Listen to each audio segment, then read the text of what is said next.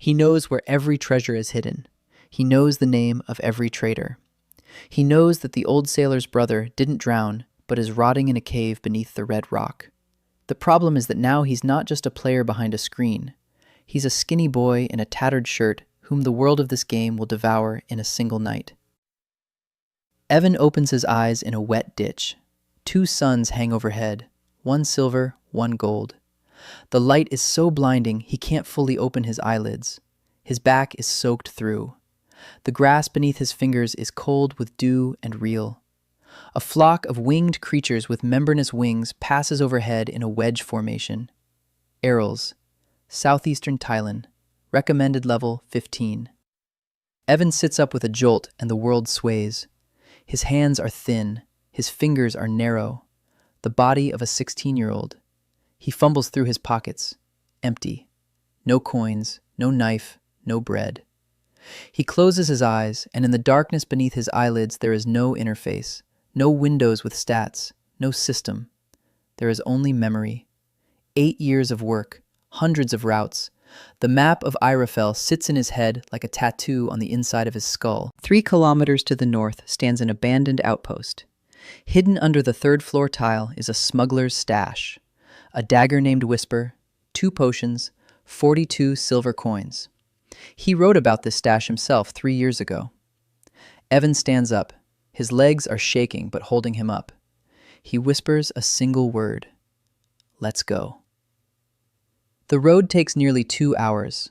In the game, the character ran this in 40 seconds. Here, every root catches on his foot. Evan stumbles. He cuts his palm on a rock. The blood is red, real. It really hurts. He wraps his hand in a piece of his shirt and keeps going. The tower emerges from behind the trees exactly where it should. The roof has caved in. The door hangs by a single hinge. His heart is pounding in his ears. He counts the slabs. 1, 2, 3.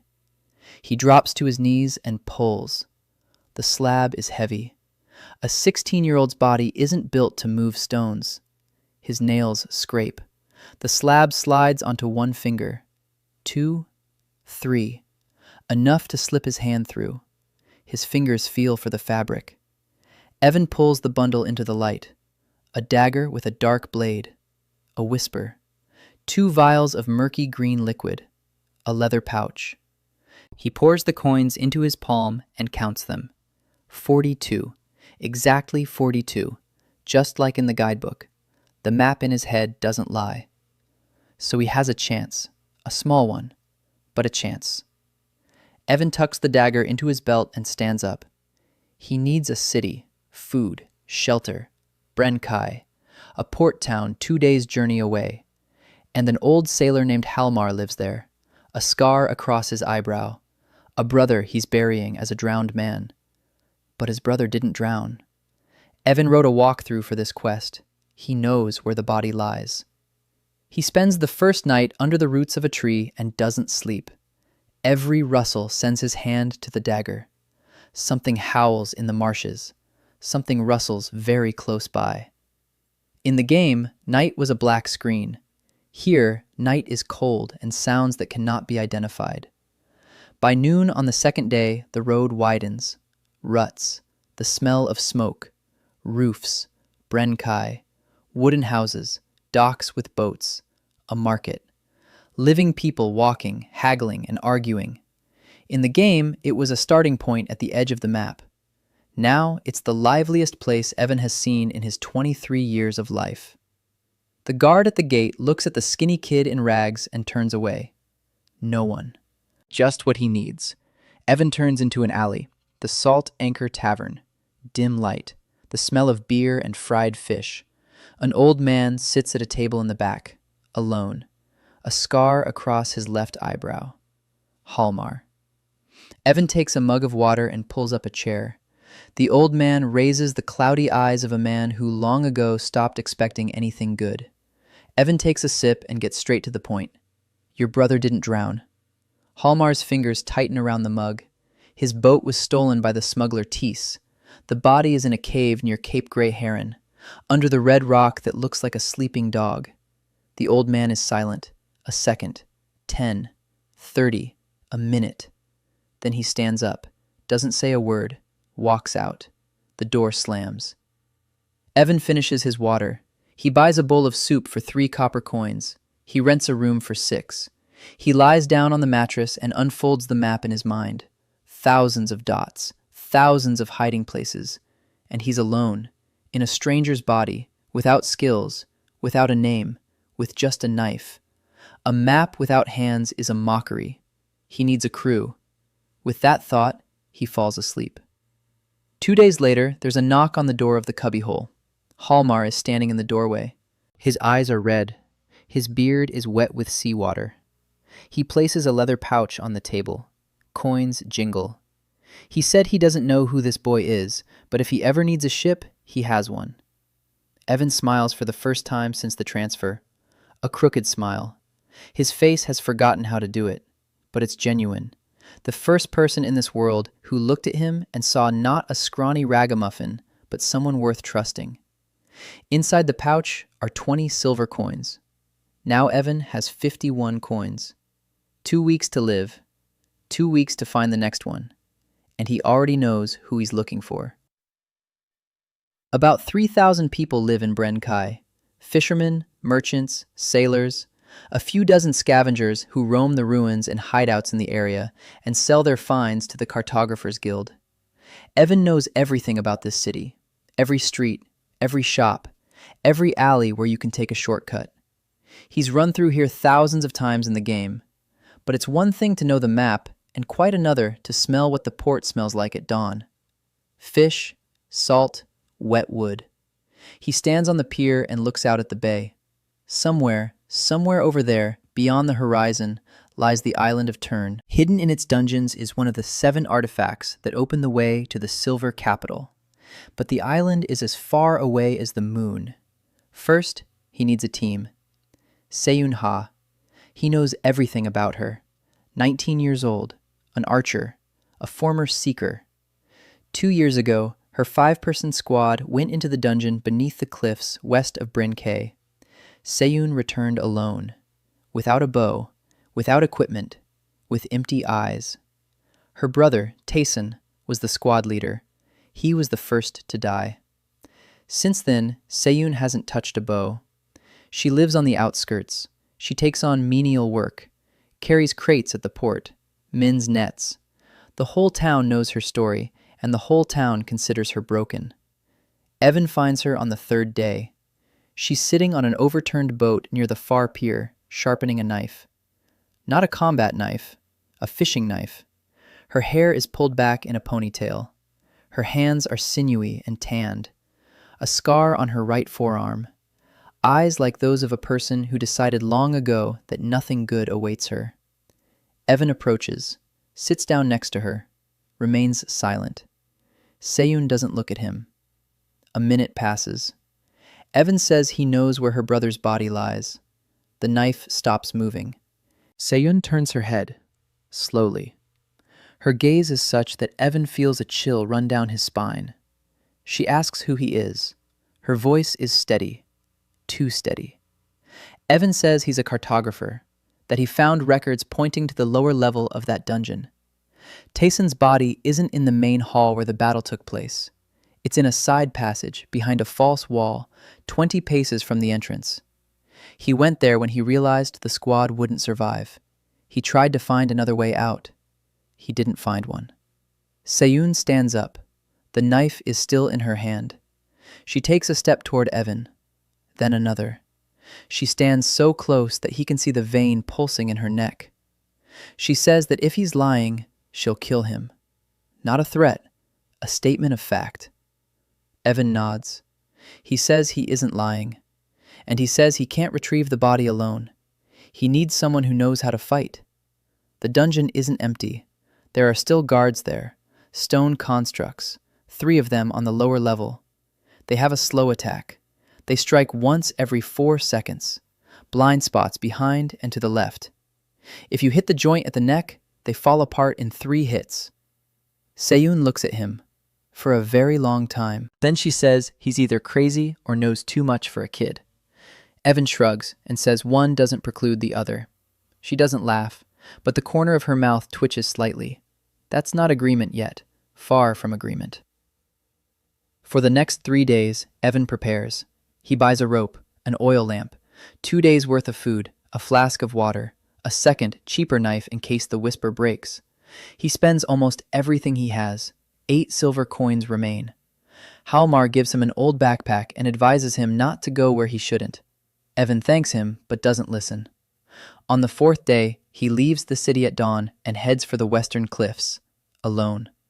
He didn't call for Seyun. He never intended to go into the dungeon at all. He heads toward the entrance. He finds it behind a pile of rocks, exactly where he remembers it. A dark opening in the rock. A chill and dampness waft out from it. Evan sits down at the entrance. He takes a piece of coal and a flat stone out of his backpack. He begins to draw a map of the dungeon. First level. A 12-step corridor. Turn right. A hall with 4 columns. A trap on the floor between the 2nd and 3rd columns. A crushing slab. Go around it on the left. Then a staircase down. Second level. 3 halls. 2 guards in the first, 1 in the second. The 3rd hall is empty, but the ceiling is in danger of collapsing. Behind the 3rd hall is a false wall. Behind it is a passage. Beyond the passage is a dead end. Tayson is there. Evan draws for 2 hours. He checks every line. Then he gets up and goes back to the city. He finds Seyun in the same spot, on an overturned boat. He places the stone with the map in front of her. He says it's a map of the dungeon. All the traps are marked. All the guards are marked. All the safe passages are marked. And he leaves. He doesn't look back. He knows how people like that work. You can't pressure her. You can't persuade her. You have to give her the information and walk away. Let her decide for herself. 2 days of silence. Evan is sitting in the tavern eating soup. On the 3rd day, Seyun walks into the salt anchor, a bow in her hand, an old one, worn, but a bow. She sits down across from Evan and places the stone with the map on the table. She says she checked the entrance. The first corridor matches. The turn matches. The hall with the columns matches. She didn't go any further, but the first part is accurate. She wants to know where he got this map. Evan says it's from old records. Seyun says she doesn't believe him. Evan says that's fine. She doesn't have to believe him. She just needs to check. If the map is wrong, they'll turn back. If not, she'll find her brother. Seyun is silent. Then she says one word. When? Tomorrow, at dawn. They leave the city together, Seyun in front, bow on her back, quiver on her hip, 20 arrows, Evan behind, backpack with supplies, dagger at his belt, lantern in his hand. At the entrance to the dungeon, Seyun stops. She stares into the darkness. 2 years ago, she left here alone. Evan sees her shoulders tense. He says nothing. He just lights the lantern and steps inside first. She follows him. The first corridor, 12 steps, a turn, a hall with columns. Evan raises his hand. Stop. He points to the floor between the 2nd and 3rd columns, a crushing slab. They go around it on the left, hugging the wall. Seyun moves silently, professional. The body remembers, even if the mind wants to forget. Stares down, lower level, colder, darker. The lantern plucks gray walls covered in murals from the darkness. Volantian frescoes, warriors, mages, towers. The silver city beneath 2 suns. Evan doesn't stop to look. The first hall. He hears them before he sees them. The heavy grinding of stone against stone. Guards. 2 stone constructs the size of a man. Roughly carved figures with hammer-like hands. They move slowly, patrolling the hall in a circle. Evan looks at Seyun. She has already drawn her bow, an arrow on the string. Her eyes are different, alive, sharp. This is not the woman sharpening a fishing knife on the pier. This is a seeker. Evan whispers an explanation. Aim for the joint at the neck, between the head and torso. 4 seconds between strikes. Blind spot behind and to the left. Seyun nods. 1 movement. The arrow vanishes into the darkness and strikes the first guard squarely in the neck. The construct twitches, freezes, begins to turn. Second arrow, same spot, Stone cracks. Third. The guard falls apart. The second construct is already moving toward the sound. Seyun steps back, dodges the stone fist's blow. 4 seconds. She steps to the left, behind the guard. An arrow to the neck. Another. Another. The second construct falls. It all took less than a minute. Sion lowers her bow. Her hands aren't shaking. Her breathing is steady. She looks at Evan, and for the first time ever, there's something in her gaze besides distrust. Something resembling a question. How did you know? Evan says he keeps good records. They move on. Second hall, third guard. Sion takes him out in 30 seconds. Third hall, empty. The ceiling is cracked. Evan points out a safe path along the right wall. They pass through. At the end of the hall, a solid wall. Evan counts the stones. 4th row from the bottom. 7th stone from the left. He presses it. A click. The wall slides inward. Behind it is a narrow passage, and at the end of the passage, in a dead end, a man lies on the stone floor. Or rather, what's left of him. Bones, armor, a sword in his hand. Seyun stops. Evan does too. He sets the lantern on the floor and takes a step back. This is her moment, not his. Seyun approaches slowly. She drops to her knees. She stares for a long time. Then she reaches out and touches the hilt of the sword. Her brother's sword, Taeson. She isn't crying, but she's breathing so heavily it's as if she's carrying a stone on her back. Evan stands in the passageway and says nothing. He waits, as long as it takes. Seun carries her brother's body on her shoulders. Evan offers to help, but she silently shakes her head, and he doesn't insist. The climb back up takes twice as long as the descent. Seun carries Taeson's bones wrapped in his own cloak, which miraculously remained dry in the damp air of the dungeon. She hands the sword to Evan, not because she trusts him, because both her hands are full. When they step outside, it's already getting dark. The silver sun has set. The golden one hangs low over the horizon, bathing the rocks in orange light. Seyun sets the bundle on the ground. She sits down beside it. She's silent. Evan sits off to the side. She takes a flask and some bread out of her backpack. She places them next to her. She doesn't move them. He just puts it down. Then he walks away and starts gathering stones. He stacks them into a low, semicircular wall, a windbreak. Seyun watches him. Then she starts eating. They spend the night at the entrance to the cave. Evan sleeps fitfully. Every time he opens his eyes, he sees Seyun. She sits next to her brother's body and doesn't sleep.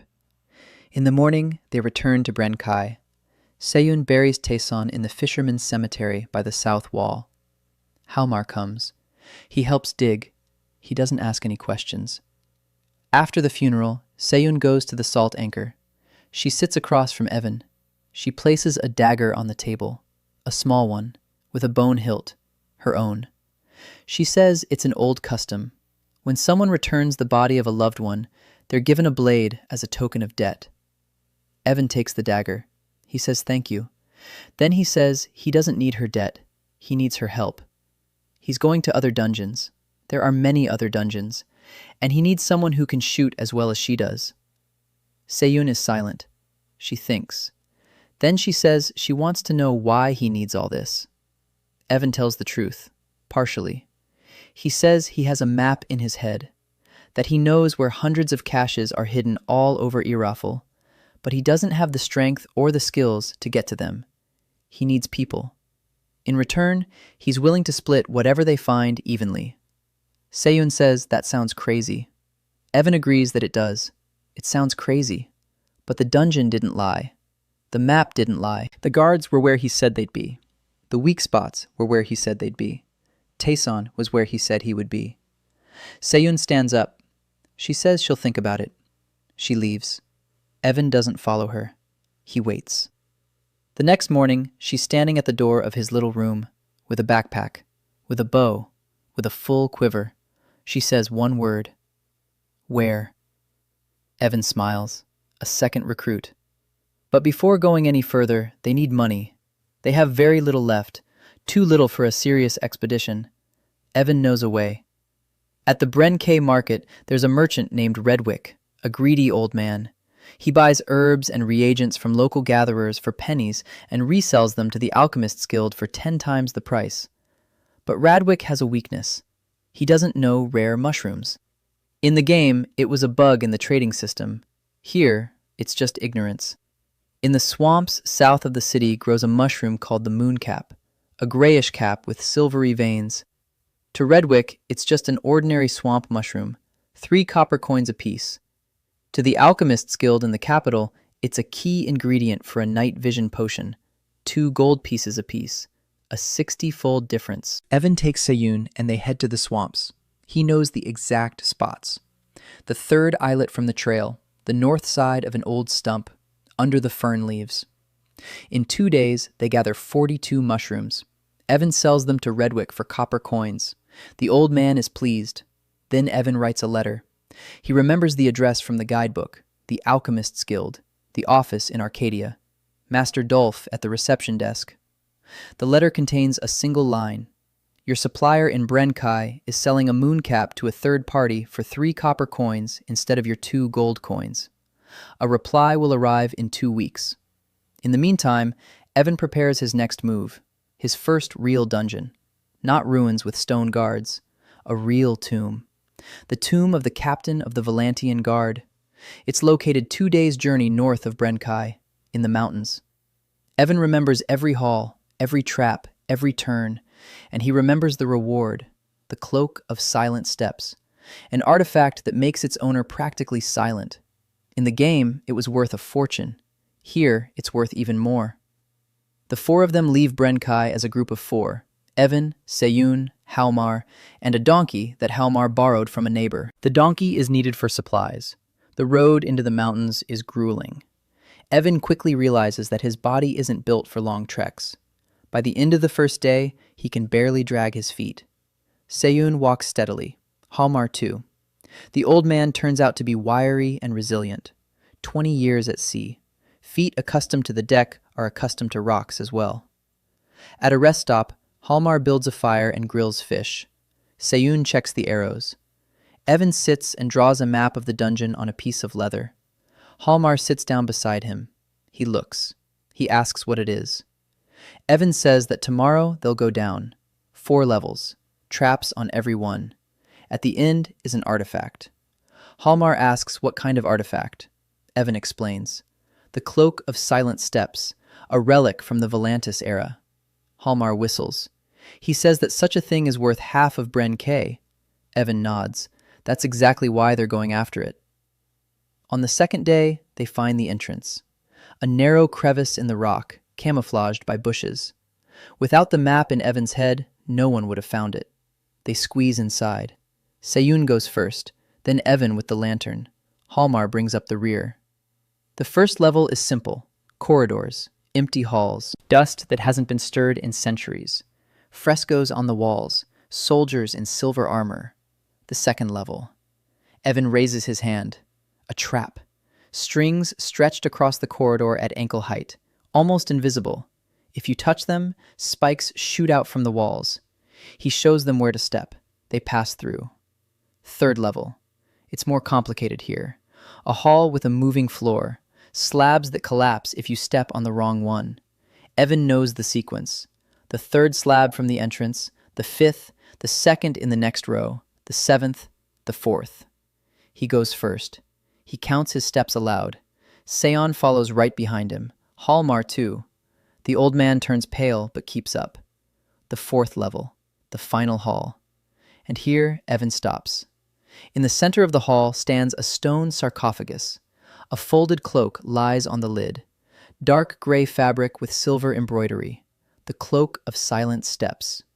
But between them and the sarcophagus stands a guardian. Not a stone construct, a steel knight. Armor with no one inside. 2 meters tall. A sword in each hand. In the game, this was a 3rd-rank mini-boss.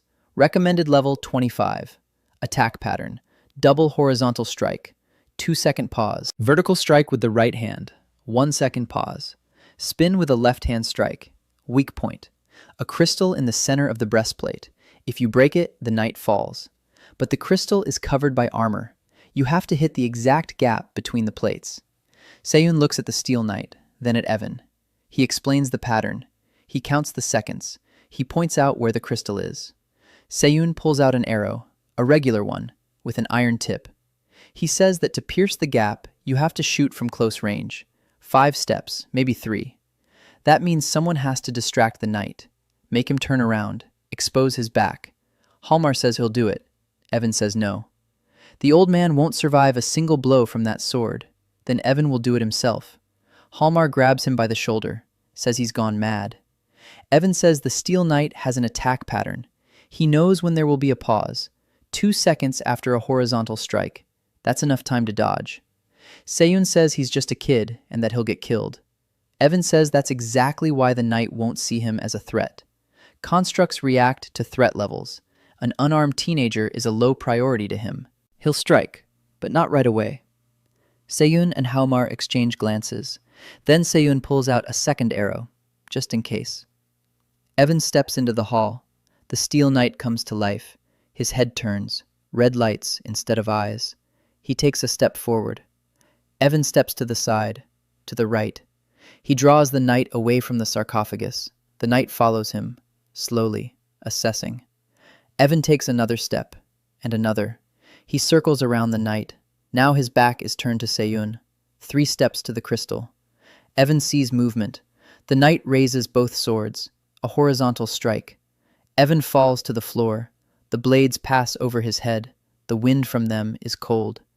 A 2-second pause. He hears the whistle of a bowstring. A strike. A clang. Another whistle. Another strike. The knight twitches, freezes. Red lights flicker in his eyes. Fade out. The steel body crashes to the floor with a thud that makes the walls tremble. Evan lies on the stone floor, breathing heavily. Seyun stands 5 paces from the knight. His bow is lowered. 2 arrows in the slits of the breastplate, both right through the crystal. Halmar helps Evan to his feet. The old man's hands are trembling too. Evan walks over to the sarcophagus and takes the cloak. The fabric feels like water, cool, smooth, almost weightless. The cloak of silent steps, his first real artifact. He throws it over his shoulders and takes a step. Not a sound. Absolute silence. Even the stones beneath his feet are silent. Seon looks at him, and for the first time, he sees something resembling surprise on her face. The return journey from the tomb to Brenkai takes a day and a half. Evan doesn't take off the cloak of silent steps the entire way. Not out of greed. For practical reasons. The cloak needs to be tested. He moves through the forest, and his footsteps make not a single sound. Branches don't crackle underfoot. Leaves don't rustle. Even his breathing grows quieter. This isn't invisibility. He's visible, but he can't be heard.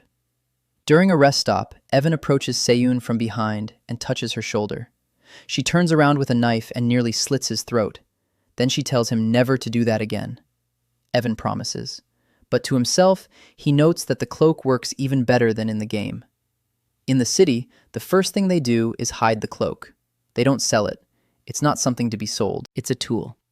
Evan already knows what it will be useful for in a few months. For now, they need to sort out the money issue. The letter to the Alchemist Guild was sent a week ago. The reply won't come soon. But there's another way. There's a black market in Brenkai. Not a real market. More like a network of middlemen operating through a tavern on the southern outskirts. There, they buy and sell things without asking questions. Evan knows this because in the game, you could sell stolen goods through this black market. Here, everything works the same way. From the tomb, besides the cloak, they took a few small items. A silver brooch with the Valantian Guard's crest. 2 rings. A dagger in its sheath. Nothing magical, just old valuables. Evan hands them over to Halmar. The old man knows the local merchants. They get 15 gold pieces for the brooch and the rings. A small fortune by Brenkai standards. A fisherman earns 2 gold pieces a month. Evan splits it evenly, 5 gold pieces each. Halmar takes his share in silence. Seon looks at the coins in her palm and says she didn't earn them. She just shot. Evan says that's exactly the point. He knows where to dig. She shoots. Without her, they wouldn't have made it. Seon puts the coins away and says nothing. But in the evening, she comes to the salt anchor and sits down next to him. Not across from him, next to him. It's a small detail that Evan notices. 2 weeks of quiet life.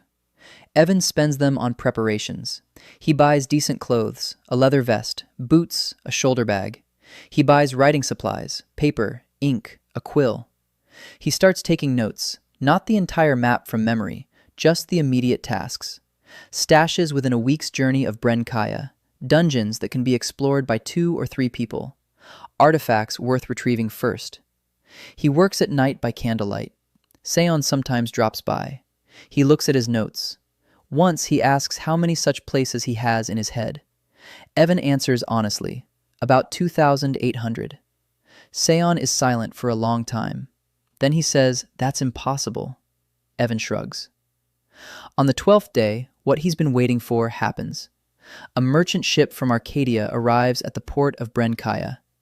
On board, among other cargo, are crates for Redwick, and a man, an inspector from the Alchemists Guild.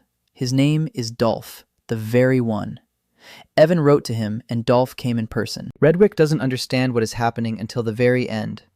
Dolph inspects his warehouse. He finds 200 units of mooncaps. The market value in Arcadia is 400 gold pieces. Redwick bought them for 3 gold pieces. The guild is furious. The contract with Redwick is terminated. Dolph proposes signing a new contract for the supply of mooncaps with the person who wrote the letter. Evan arrives at the meeting. Dolph looks at him and his face goes blank. A kid. Evan says age doesn't matter. He can ensure a steady supply of mooncaps and 6 other types of marsh herbs from the Thailand region.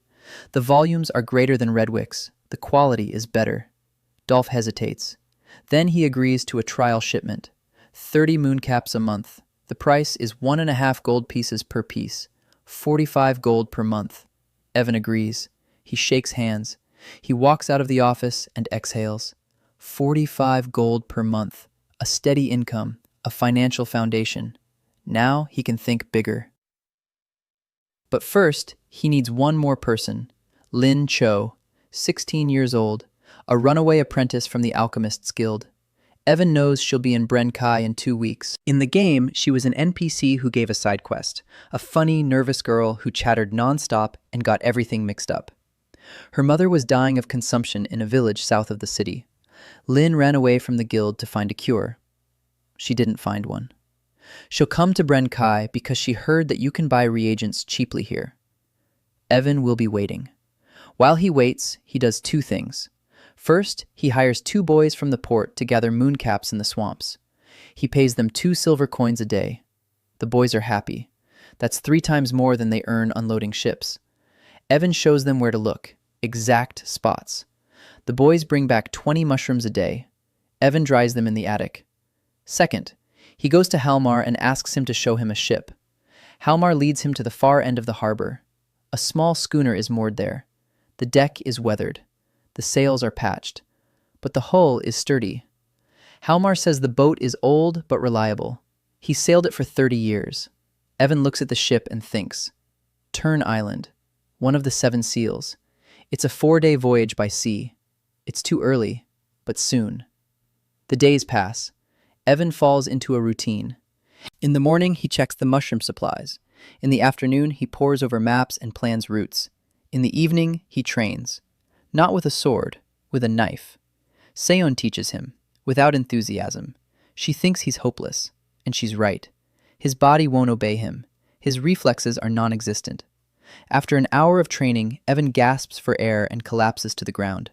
Seon stands over him and says that even her younger brother moved better at 12.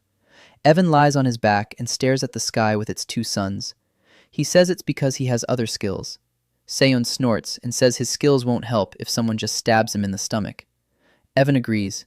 That's exactly why there's an archer standing next to him who hits the stone guard's joint from 5 paces away.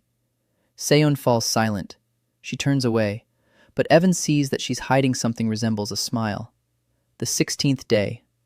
A girl walks into the salty anchor, short, skinny. Her hair is hidden under a scarf, a shoulder bag with bottlenecks sticking out of it. Her eyes dart around the room. She's nervous. She sits down in a corner.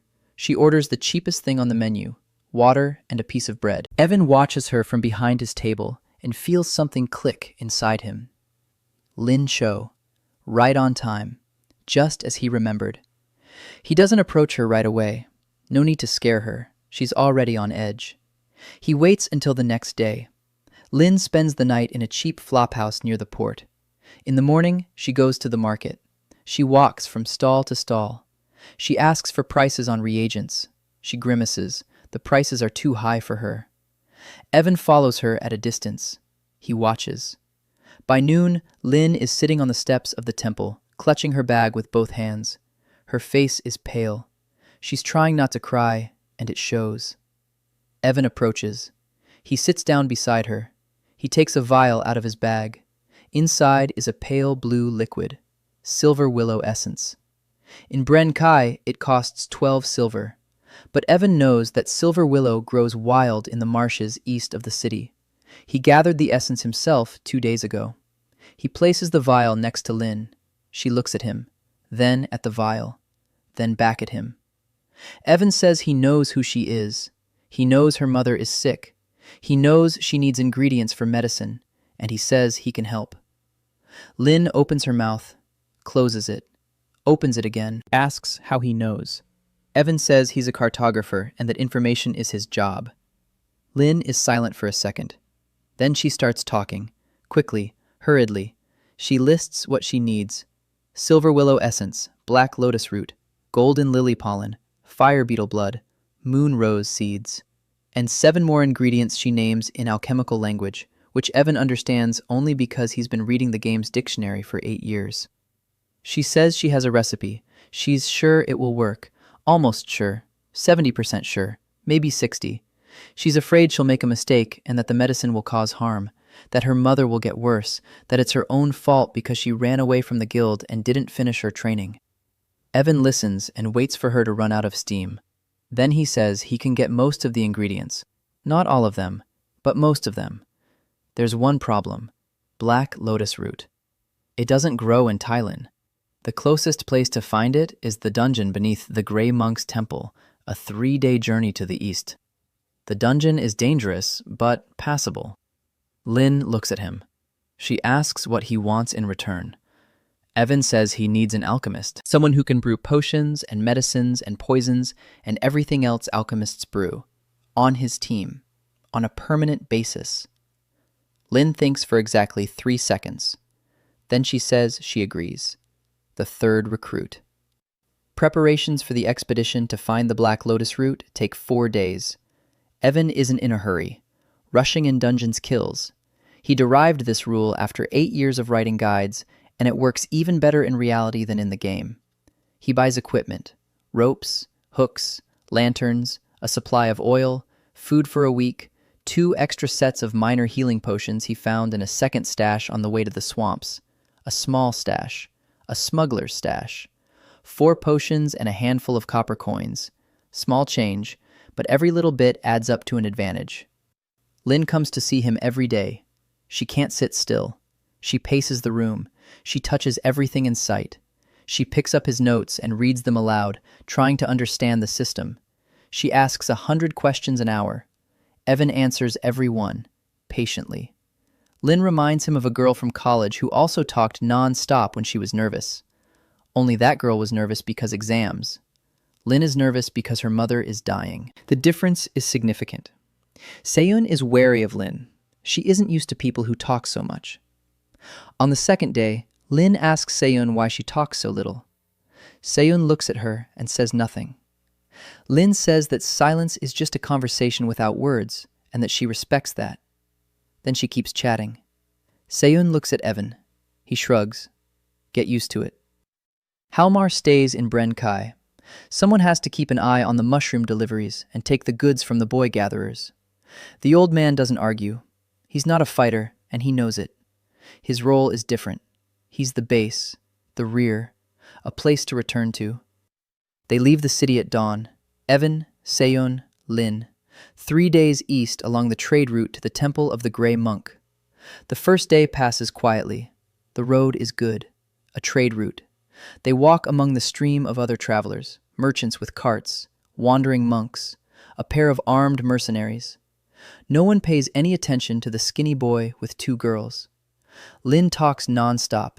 She talks about her studies at the guild, about the master who yelled at her every day, about how she blew up the lab in her 3rd month and how she was almost expelled, about how she finally learned to brew basic potions, and how the master said for the first time that she had talent. And then she talks about her mother, quietly, almost in a whisper. Consumption. Stage 3. The village healers gave her 6 months. That was 4 months ago. Lin ran away from the guild because she couldn't just sit and wait. She found a recipe in an old book, a potion made from 12 ingredients. Complicated, dangerous. If even one proportion is wrong, the potion becomes poison. That's why she's afraid. Evan listens. He doesn't interrupt. When Lin finishes, he says one thing. He says he's seen her recipe. Lin freezes. She asks how. Evan says he saw it in some old records. Not exactly the same, but similar. And that recipe worked. Lin walks in silence for a whole minute. For her, that's a record. Then she asks if it's true or if he's just trying to calm her down. Evan says it's true. And that's not entirely a lie. He really did see that recipe. In a game. The quest was called The Last Leaf. The player helped Lin gather the ingredients, and her mother survived. The recipe worked. But that was a game.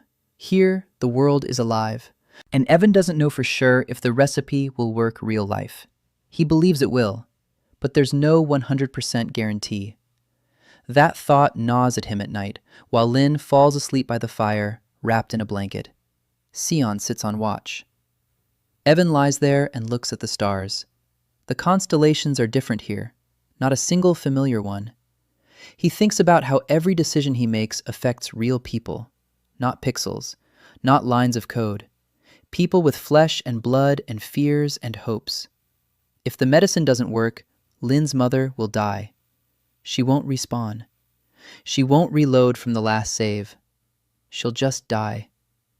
Evan clenches his fists and forces himself to breathe steadily. Okay, one thing at a time. First, get the root, then think. On the 2nd day, the road gets rough. The highway turns south, but they need to go east. They take a side trail. Trees close in overhead. The forest is dense, dark even in the daytime. Sion walks ahead. The bow is off her shoulder. An arrow is knocked. She senses danger before Evan has a chance to open his mouth. There are tracks on the path, large, clawed. Seyun drops to one knee and examines them. She says it's a growl, a forest predator, about the size of a large dog, a pack animal. They usually travel in groups of 3 or 4. Evan knows this. In the game, grolls were common level 10 mobs, not dangerous for a leveled up character, very dangerous for a skinny kid with no skills. He says they need to go around. There's another path. It's 2 hours longer, but safer. Seyun agrees. Lin doesn't argue. She's been quiet ever since they entered the forest. She's nervous. The detour takes 3 hours. They emerge at the Grey Monk's temple by evening on the 2nd day. The temple stands on a hill in the middle of the forest. Stone walls, a collapsed roof. The gates are overgrown with ivy. In the game, this was a level 20 quest location. Not the hardest, but not easy either. Evan remembers the layout of the dungeon beneath the temple. 3 levels. The first level is the temple's basements. Empty, dusty, safe. The second level is the catacombs. Shadows live here. Not a metaphor. Shadows. The spirits of monks who didn't leave after death. In the game, they were non-aggressive. They wandered the corridors.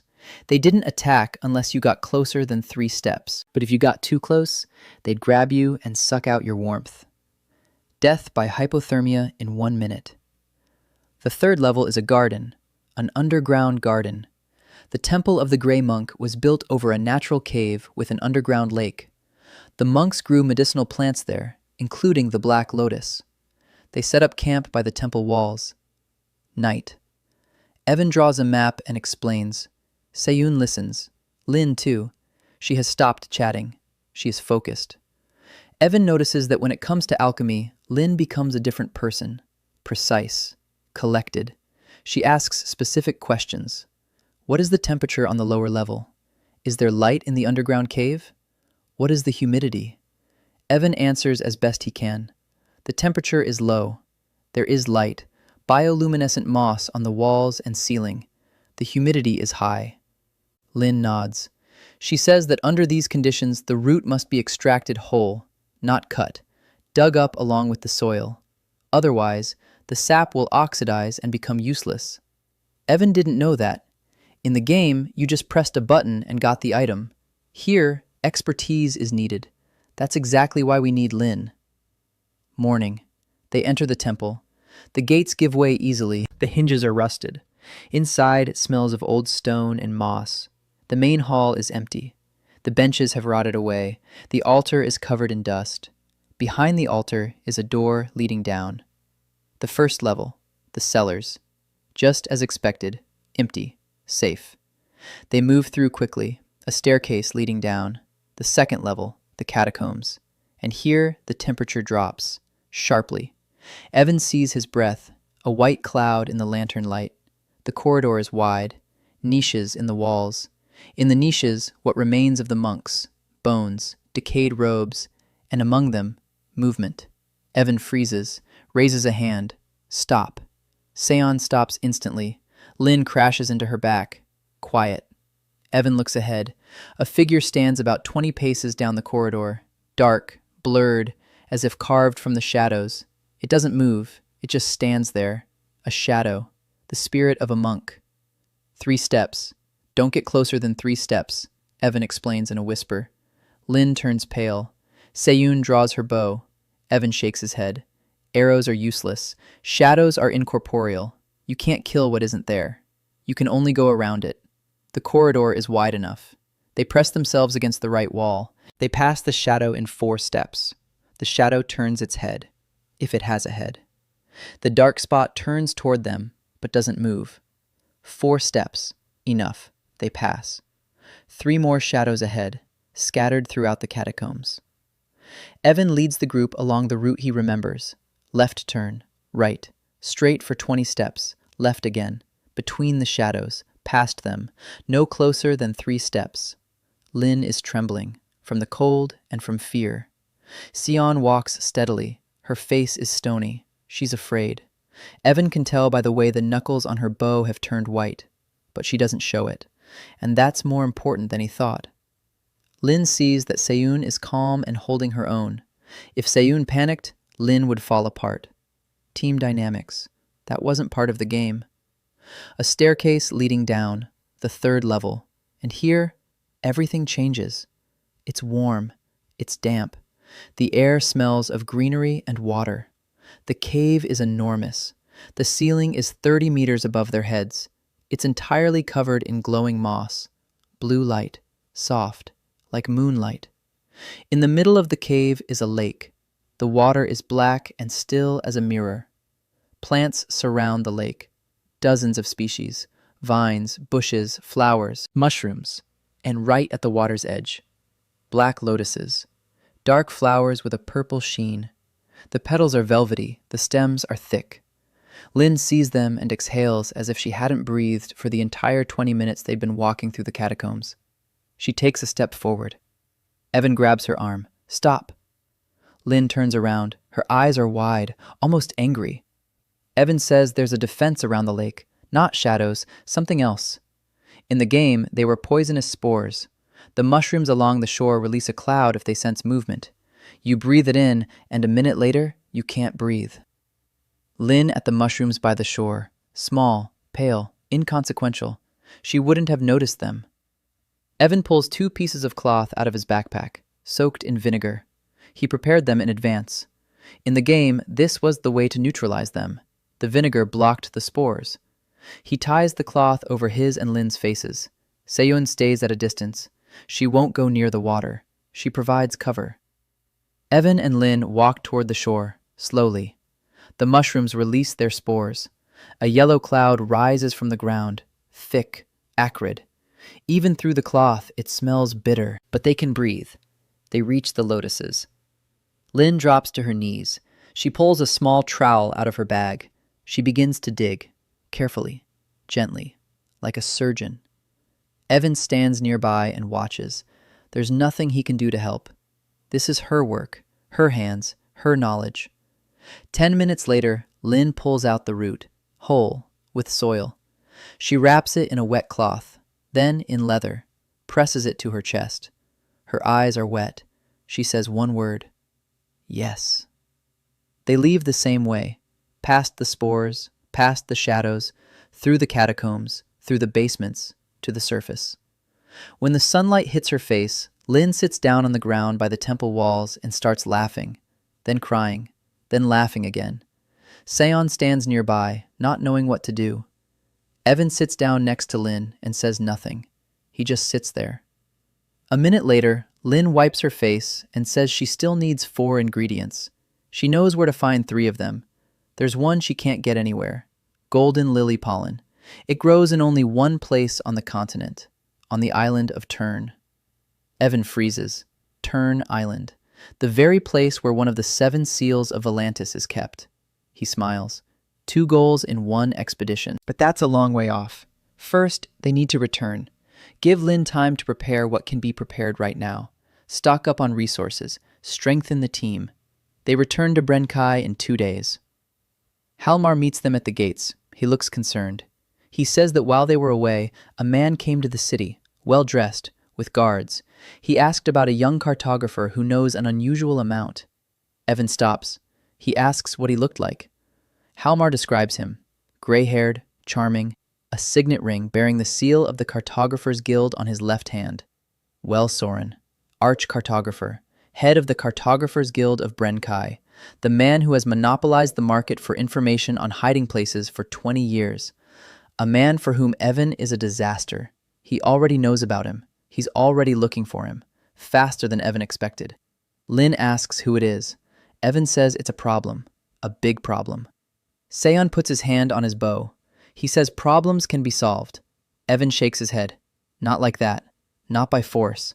Soren isn't a stone guardian who can be taken down with arrows. He's a man with money, with power, with mercenaries, with informants all over the city. He can't be killed. You have to play him. And Evan already knows how. Because he spent 8 years writing a guide on this NPC. He knows what Soren loves, what he hates, what he fears, and what phrases you must never utter in his presence. Evan turns to the team and says that tomorrow they'll be having dinner with the most dangerous man in Bryn K. Lynn turns pale. Halmar frowns. Seon checks his bowstring. Evan walks into the salt anchor and orders some soup. He needs to think. Well, Soren comes himself. He doesn't send a servant. He doesn't summon anyone to him. He comes to the salt anchor the following evening as if he'd stopped in for a drink after a walk. A gray cloak of fine cloth, a silver clasp, a signet ring bearing the guild seal on his left hand. White hair. His face is gentle. A smile like a grandfather who has brought his grandchildren sweets. Evan knows that smile. In the game, Soren smiled exactly the same way before giving the order to eliminate a rival. 2 men follow him, bodyguards, broad-shouldered, armed. They stand by the door and do not sit down. Soren approaches Evan's table. He places a bottle of wine on the tabletop. A good one, from Arcadia. He says he's heard about a young cartographer who's doing interesting things. He sits down across from him, pours 2 glasses, puts one in front of Evan. Evan takes the glass. He doesn't drink. He twirls it between his fingers. Soren says that Brenkai is a small town. Rumors spread fast. The boy who found the sailor's body. The boy who entered the captain of the guard's tomb. The boy who intercepted Redwick's contract with the Alchemists Guild. 3 events in a month. Impressive. Evan is silent. He listens. In the game, Soren always praised first. Then he made an offer. Then he threatened, in exactly that order. Soren continues. He says that the Cartographers Guild always has room for talented people. A good salary, protection, access to the archives, everything a young man with ambitions needs. Evan sets down his glass, thanks him for the offer. Says he'll think it over. Soren smiles wider. Says he shouldn't think about it for too long. Brenkai is a small town. Working without the guild's protection, it's difficult. He stands up. He takes the bottle. The wine remains in the glasses. He leaves. Bodyguards follow him. The door closes. Evan exhales. Seon is sitting nearby behind the counter. She heard everything. She approaches. She sits down. She says it was a threat. Evan nods. Of course it was a threat. A very polite one. Very Arcadian. Soren gave him a week. Maybe 2. Then the trouble will start. Small stuff at first. Suppliers will refuse to work. The young collectors will stop coming. The owner of the flop house will raise the price. Then bigger ones. Mercenaries. Theft. Maybe a fire. Soren doesn't kill. It's bad form and attracts the guards. He applies pressure, methodically, until the victim breaks or leaves town. Evan knows the whole algorithm. He wrote about it in a guide to the political system of Brenkai, 7 pages, with examples. Now he needs to break this algorithm. For the next 3 days, Evan works. He doesn't leave the room. He writes, he calculates, he plans. Seon brings him food and looks at the papers littering the floor. She asks what he's doing. Evan says he's setting a trap. Not for a dungeon, for a person. On the 4th day, he goes out. He heads to the port. He finds a scribe. He pays a silver coin for 3 copies of a single document. The document is a list. 10 hiding places in the vicinity of Brenkai, with exact coordinates, with a description of the contents, with warnings of dangers, information that would cost the Cartographers Guild hundreds of gold pieces. Evan gives 1 copy to the captain of a merchant ship from Arcadia, the 2nd to the headman of a fishing village south of the city. He pins the 3rd to the bulletin board at the market. Open access, free of charge. An hour later, there's a crowd at the board. By evening, half the city is discussing the list. Seekers are checking the coordinates. Someone is already gathering a group to head to the nearest cache. By nightfall, 2 of them return with finds. The caches are real. The contents match. The news spreads instantly. Soren finds out in the morning. Evan doesn't see his face but can imagine it. 10 caches in the public domain. Information that people used to pay the guild for in gold now hangs on the market board, and everyone knows that a young cartographer did it. It's a blow, but not a fatal one. Soren will survive 10 caches. The guild has thousands of them. Evan knows this. The blow isn't about the caches. The blow is about the precedent. The very idea that information can be free. That you don't have to pay the guild. That you can just come to the market and read it. Soren understands this, and that is exactly why he cannot ignore it. On the 2nd day after the publication, a man comes to see Evan. Not from Soren, from the Brenkai City Council. A councilman named Graham. Overweight, sweaty, nervous. He says the Cartographers Guild has filed a complaint that distributing information about caches without a guild license is a violation of city bylaws, that Evan faces a fine or arrest. Evan was expecting this. He asks which specific clause of the charter he violated. Graham hesitates. He pulls out a scroll. He reads, Clause 47, Paragraph 3. Trading cartographic data without a guild license is prohibited. Evan smiles. He says he wasn't trading. He gave them away for free. Trading implies an exchange for money or services. He didn't take a single coin. The charter prohibits trading, not giving as a gift. Graham opens his mouth, closes it, looks at the scroll, opens his mouth again, says he needs to consult with someone. He leaves. Evan sits down on a chair and laughs. In the game, this dialogue with the advisor was one of his favorite moments. He wrote in the guide that this is the only way to complete the branch peacefully, to use the letter of the law against the spirit of the law. Soren isn't a fool. He won't repeat the same mistake. The next move will be different. Evan knows this and is preparing. He goes to Halmar, asks for a favor. He needs to hide all the records, all the papers, all the maps he drew, in a safe place. Halmar nods. He says he has a hiding place on the ship, under a false bottom in the hold. 30 years of smuggling have taught him how to hide things. Evan hands him all the papers. Nothing remains in the room except his clothes and a dagger. The right decision, because that very night, 2 men enter his room. Evan wakes up to the creak of the door. He's wearing the cloak of silent steps. He lies motionless. The 2 search the room, quickly, professionally. They find nothing. They leave. Evan lies in the dark and breathes. His hands are shaking. He's no fighter. If they'd come for him instead of the papers, he wouldn't have been able to do anything. In the morning, he tells the team about it. Seyun looks grim. He says they need to leave the flophouse, live together, in one place, to watch each other's backs. Evan agrees. They rent a house, small, on the outskirts. 2 rooms and a kitchen. Expensive for Bren-K, 3 gold pieces a month, but safe. Seyun sleeps by the door, Lin in the attic, Evan in the far room. Halmar stays on the ship but comes every morning. A week passes. Silence. Soren makes no new moves. This unnerves Evan more than open threats. In the game, Soren would fall silent when he was preparing something serious. Evan uses the time. He's working on his next move. He doesn't just need a victory over Soren, he needs Soren to cease being a threat forever. To do that, he needs to destroy his monopoly. Not 10 caches, all of them. Or at least enough for the guild to lose its reason for existing. But he can't publish everything at once. That would attract the attention of more than just Soren. It would attract the attention of people far more dangerous.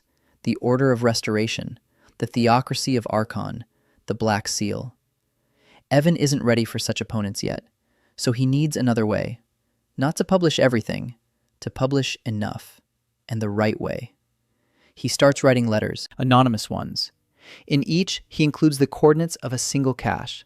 He sends them to different cities, to different people, independent seekers, small merchants, village elders. Each receives 1 cache, for free, unsigned, just coordinates and a description on a scrap of paper.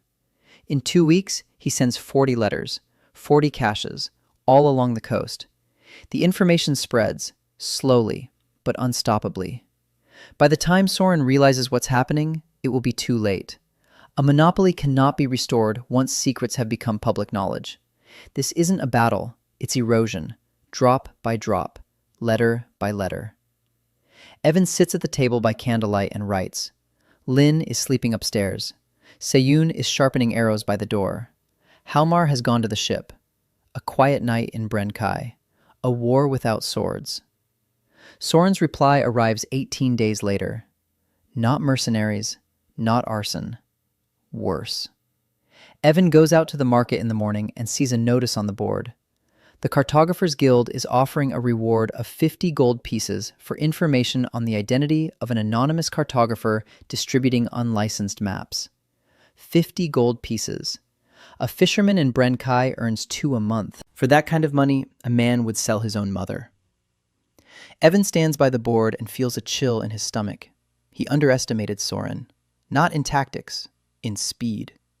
The old man realized the anonymous letters were coming from Bren-K and decided to find the source. Now every person in town is a potential informant. The young boys who gather in the swamps, the landlord of the house they rent, the scribe who copied the documents, the innkeeper from Salt Anchor, anyone. Evan returns home. He gathers his team. He explains the situation. Halmar shakes his head. He says they need to leave. Lin nervously fiddles with the bottles in her bag. Seon is silent. She looks at Evan and waits. She's used to him having a plan. Evan has a plan. He's not going to leave. He's going to speed things up. If Soren wants a war of annihilation, then Evan will give him a war of annihilation. But first, he needs to eliminate the vulnerability. The scribe. The only person in town who has seen the contents of the documents and can link them to Evan. Evan heads to the port. The scribe's name is Nell. A young guy, a wife, a kid, debts. That's exactly why Evan came to him the first time. A man with debts is predictable. Evan finds Nell in his little room by the pier. He sits down. He speaks plainly. The guild is looking for whoever wrote the anonymous cards. Nell turns pale. He's already seen the notice. 50 gold. His debts are 30. Evan sees the gears turning in his head. He places a small bag on the table. 35 gold.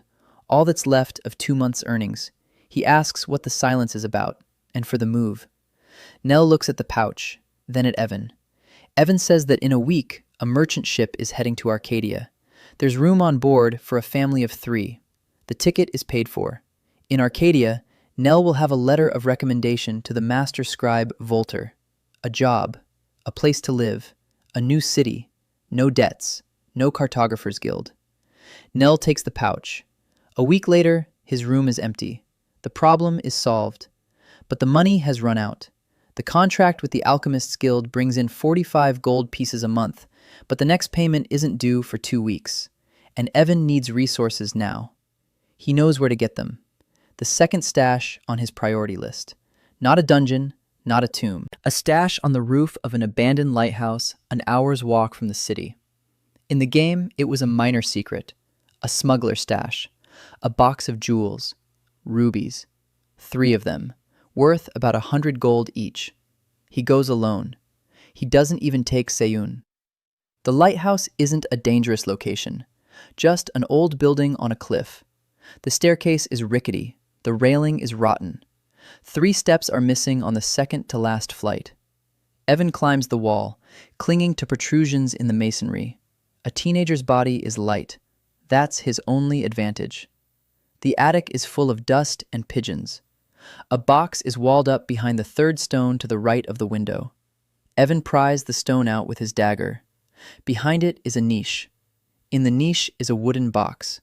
Inside are 3 rubies, dark red, the size of a thumbnail. He takes them, hides them in his belt. He climbs down. On the way back to the city, he stops on the road and gazes at the sunset for a long time. 2 suns set, one after the other. First the silver one, then the golden one. The sky is ablaze with pink and purple. Beautiful. 2 out of 5. The view is good, but it's hard to get there and there are no railings. He chuckles at his own joke and moves on. Rubies can't be sold in Brenkai. Soren controls the middlemen. Any major sale will reach him within an hour. Evan sends the rubies with Halmar. The old man is sailing a schooner to Port Alden, 2 days at sea. It's a different jurisdiction there, different merchants, no cartographer's guild. Halmar returns in 5 days with 280 gold pieces. The rubies sold for just below market price. The merchant in Port Alden asked no questions. 280 gold pieces, a small fortune. Evan sets aside 100 for current expenses. He hides the rest on Halmar's ship. Now for the final move. Evan sits down and writes. Not an anonymous letter, an open letter, addressed to the Brenkai City Council. In the letter, he lists the facts. The Cartographer's Guild is selling information about caches at inflated prices. The guild is using its monopoly to destroy competitors. The guild sent mercenaries to search private homes. The guild tried to use the cities to persecute a man who was distributing information for free. Attached to the letter is a list of 50 hiding places, with coordinates, with descriptions, free of charge, in the public domain, for all residents of Brenkai and the surrounding area. Signed, Evan Park, cartographer. He personally nails the letter to the bulletin board in the market, in the morning, in front of witnesses. 3 hours later, the square is packed with people. Everyone is reading. Everyone is discussing it. By noon, the city council convenes for an emergency meeting. By evening, Soren arrives at the council building. Evan is standing at the entrance, waiting. Soren sees him. He stops. The smile vanishes. For the first time ever, Evan sees his true face. Cold, harsh. The face of a man who is used to winning and cannot understand how he is losing to a boy. Soren walks past without saying a word. The council meeting lasts 4 hours. Evan is not present. He is sitting at the salt anchor, eating soup. He learns the result in the morning. The council does not dissolve the guild. That would be too much. But the council abolishes the monopoly on cartographic data. From now on, any resident of Brenkai has the right to freely distribute information about caches, without a license, without a fee, for free or for money. at their discretion. The guild remains, but as one among many, not as the only one. Soren doesn't lose everything, but he loses what matters most: power, control, monopoly. Within a week, half his clients go to independent seekers. In 2 weeks, 3 out of 5 guild branches in the surrounding towns will close. In a month, Soren will sell his mansion in Brenkaya and leave for Arcadia, without an entourage, without security, with a single suitcase. Evan watches him board the ship. He stands on the pier and watches. Soren looks back once. Their eyes meet. The old man says nothing. He just looks. Then he turns away and walks onto the deck. The ship casts off. Evan stands on the pier and feels strange. Not joy, not triumph, something else. He has just destroyed a man's life's work. Not a bad man, a greedy one, a monopolist, but not a villain. Soren didn't kill people, didn't burn villages. He just wanted to control information and make money off of it. And Evan destroyed that because he could, because it was in the way. Seyun approaches, stands beside him, is silent, then says he's strange. Evan asks why. She says that anyone else in his place would be celebrating. Evan shrugs, says there's nothing to celebrate. They've simply removed an obstacle. There's still a long road ahead. The month after Soren's departure passes quietly. Too quietly. Evan doesn't trust the silence. In the game, silence always meant the developers were preparing a big event. Here, the world is alive, but the principle is the same. Silence means preparation. Someone, somewhere, is making decisions. But while it's quiet, Evan works. The contract with the Alchemists Guild consistently brings in 45 gold pieces a month. The young gatherers are working. Lynn helps with processing the herbs. She knows how to properly dry and store the reagents, and thanks to her, the quality of the goods has improved. Dolph is pleased. He offers to extend the contract. Evan agrees. 60 gold pieces a month. At the same time, Evan is planning an expedition to the island of Tern. 2 goals: golden lily pollen for Lynn's mother's medicine, and the first of the 7 seals of Volantis. But Tern requires preparation. An island isn't a basement under a temple. It's a serious location. The recommended level in the game is 35. Dangerous creatures, complex traps, and most importantly, the boss, the island's guardian, the sea serpent Calagen, a creature the size of Halmar's ship. It lives in the bay. It sinks anything that tries to dock without permission. In the game, you could either kill it, which required a raid of 20 people, or bypass it. There is a second way to the island, an underwater cave on the north side. The entrance is hidden by rocks, deep enough that the serpent won't notice, but you have to dive, 20 meters underwater, without scuba gear. Evan can't swim. The body of the 16-year-old boy he inhabits can barely stay afloat, but 20 meters underwater is certain death. So another option is needed. Evan thinks for 3 days. He runs through his mind all the items he knows within reach, and he finds a solution. Naren's gills, an amulet that allows you to breathe underwater for an hour. In the game, it lay at the bottom of Brinkaya Bay, specifically in a sunken fishing boat at a depth of 15 meters. He remembers the coordinates. The boat sank 30 years ago. In the game, it was part of a side quest.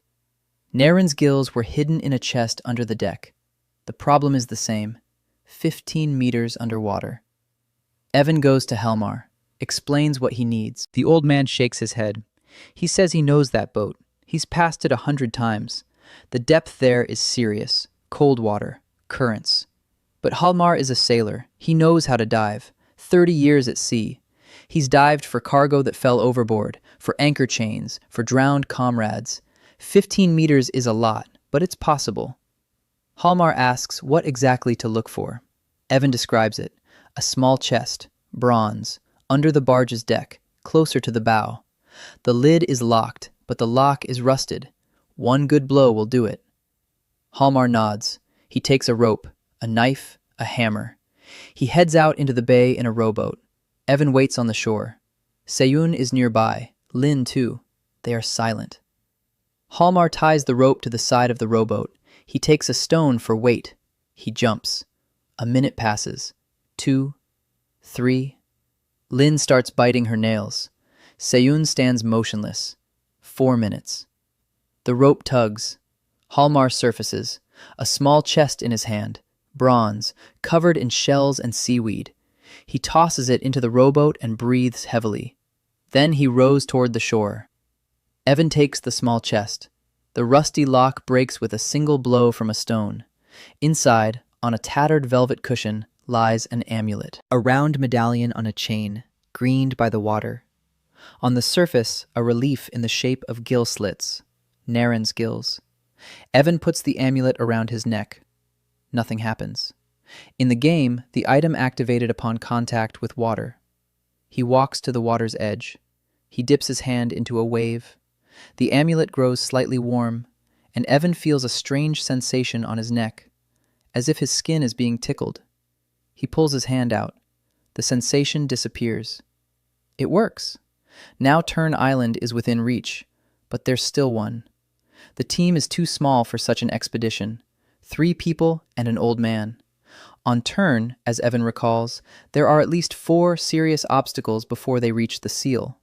A pack of sea ghouls on the shore, traps in the temple atop the hill, a labyrinth beneath the temple, and the seal's guardian. We need one more fighter, or a tracker, someone who knows the wilderness better than Seyun. Meyer Tanhei, a half-breed tracker. In the game, she was an NPC in the forest north of Bren A. She lived in a hut on the edge of the forest. She gave a quest to kill a seasoned Groll. The reward was 20 silver coins and a recipe for poisoned arrows. Background. Her mother is an elf from a forest clan. Her father is a human from Bren. Both abandoned her.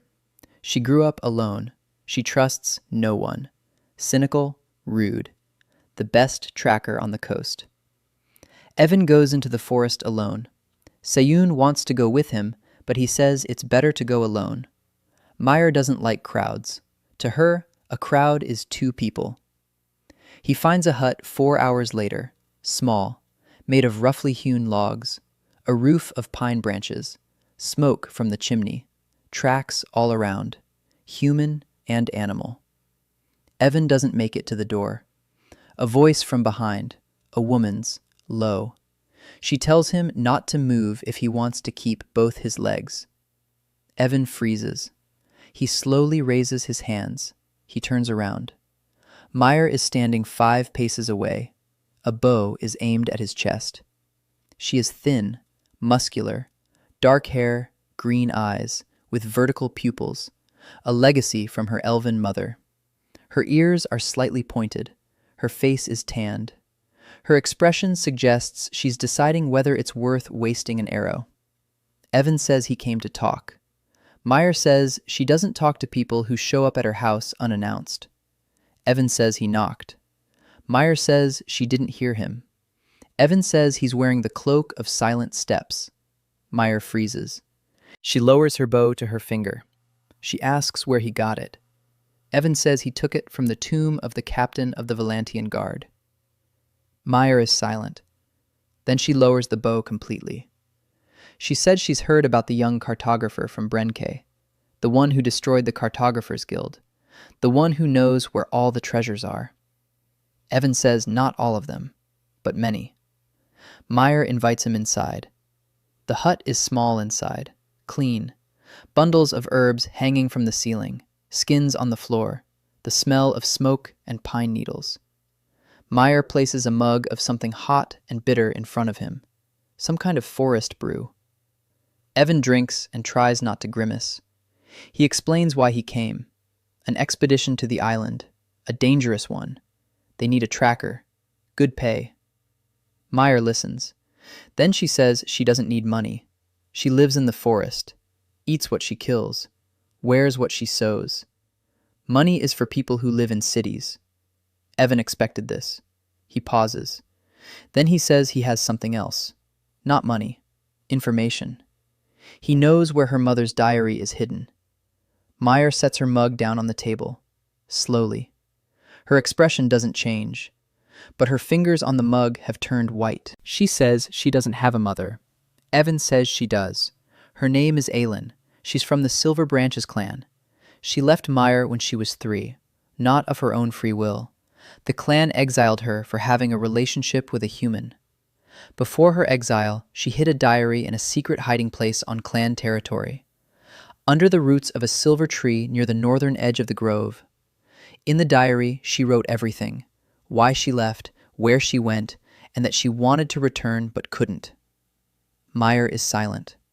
A minute, 2. Then she says that if he's lying, she'll kill him.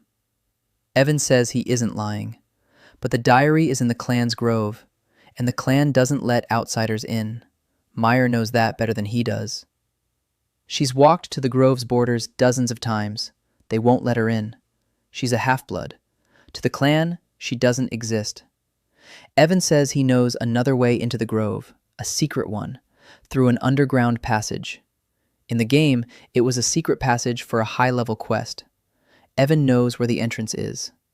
Meyer looks at him, for a long time, with a heavy of her green eyes with vertical pupils. Then she says she'll go with him to the island, and after the island, he'll show her the way to the diary. Evan holds out his hand. Mire looks at it. She doesn't shake it, she just nods. That's enough for her. The 4th recruit. Preparations for Turn Island take 10 days. Evan takes his time and doesn't let anyone rush him. Lynn is nervous. Every day she asks when they're setting sail. Golden lily pollen, medicine for her mother. Time is running out. Evan understands her fear, but rushing on Turn means death.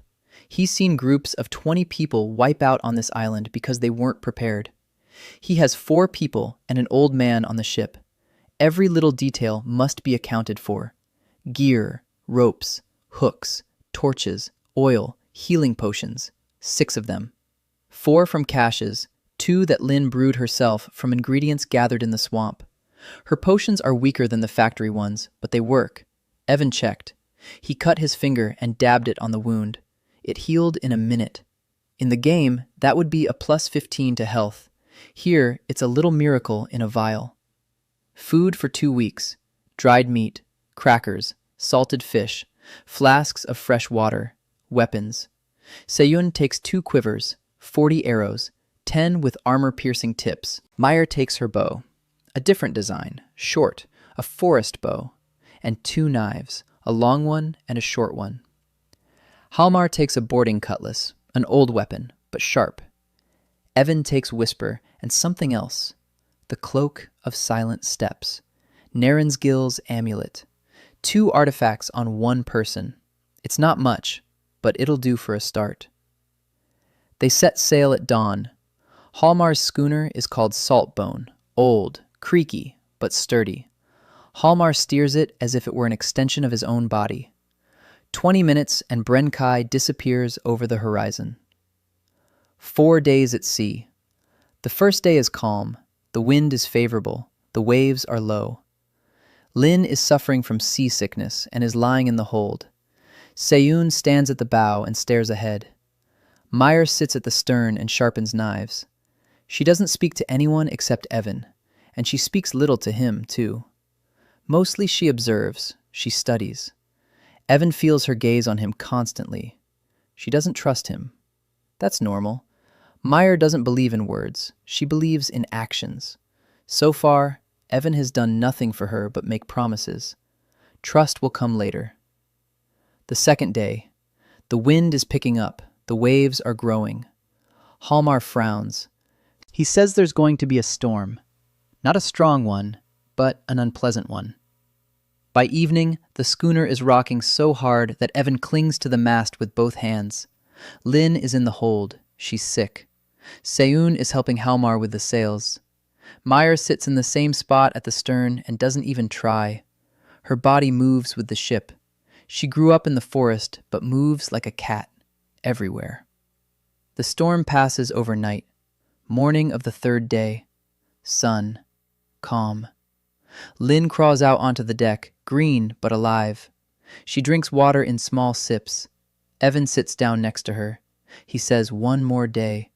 Tomorrow there will be an island. Lin nods. Then she says she's afraid. Not of the island, not of the dungeons. She's afraid that when they get the pollen and she brews the medicine, it won't work. That her mother will die, and the last thing Lin did for her was give her hope that turned out to be false. Evan is silent. He can't guarantee the potion will work. It worked in the game, but this isn't a game. He says he's seen the recipe and the ingredients. Everything adds up, but the final step is up to her. She's an alchemist. She'll brew it, and she'll succeed. Because she's the best alchemist he knows. Lin snorts. She says she's the only alchemist he knows. Evan agrees, but that doesn't mean she isn't the best. Lin laughs quietly, for the first time in 3 days. Day 4. Turn Island appears on the horizon around noon. A dark strip, then rocks, then greenery. The island is small, 2 kilometers long, 1.5 wide, a rocky shore, a forest at the top, and somewhere beneath the forest, a temple. Halmar steers the schooner toward the northern side, away from the cove where Caligen lives. They drop anchor 100 meters from the shore. The rocks prevent them from getting any closer. The rest is a swim. Evan takes out the amulet. He explains the plan. He dives first. He finds the entrance to an underwater cave. He checks that the passage is clear. Then he returns for the others. There is only one amulet, so they have to dive one at a time. Each time, Evan goes with the diver. He hands over the amulet, guides them through the cave, takes back the amulet, returns for the next one. Mira says this is madness. 4 dives. Even with the amulet, it's a risk. Evan agrees, but there's no other way. Caligen is too big for their team. A sea serpent the size of a ship can't be killed, can't be bypassed on the surface, only underwater. First dive, Evan and Seyun. The water is cold, dark. The amulet activates instantly, a sensation on his neck. Gills. Not real, but air passes through. Evan breathes underwater. A strange feeling. Wrong. Everything in his body is screaming that he needs to surface. He forces himself to move. Seyun is nearby. She's holding his hand. Tightly. Too tightly. She's scared too. A cave. An entrance between the rocks. Narrow. Then it widens. Then it rises upward. They surface in an underground grotto. Air. Stone. Light from the moss on the walls. Seyun makes her way to shore. She coughs, hands over the amulet. Evan dives back in. Second dive. Lin. She's terrified. Clings to Evan so tightly he can barely move. But he guides her. Through the cave. Up. To Seyun. Third dive. Meyer. She dives in silence. She moves through the water like a fish. No fear. Her green eyes are open underwater. She studies the cave as they swim, memorizes every ledge, every crack.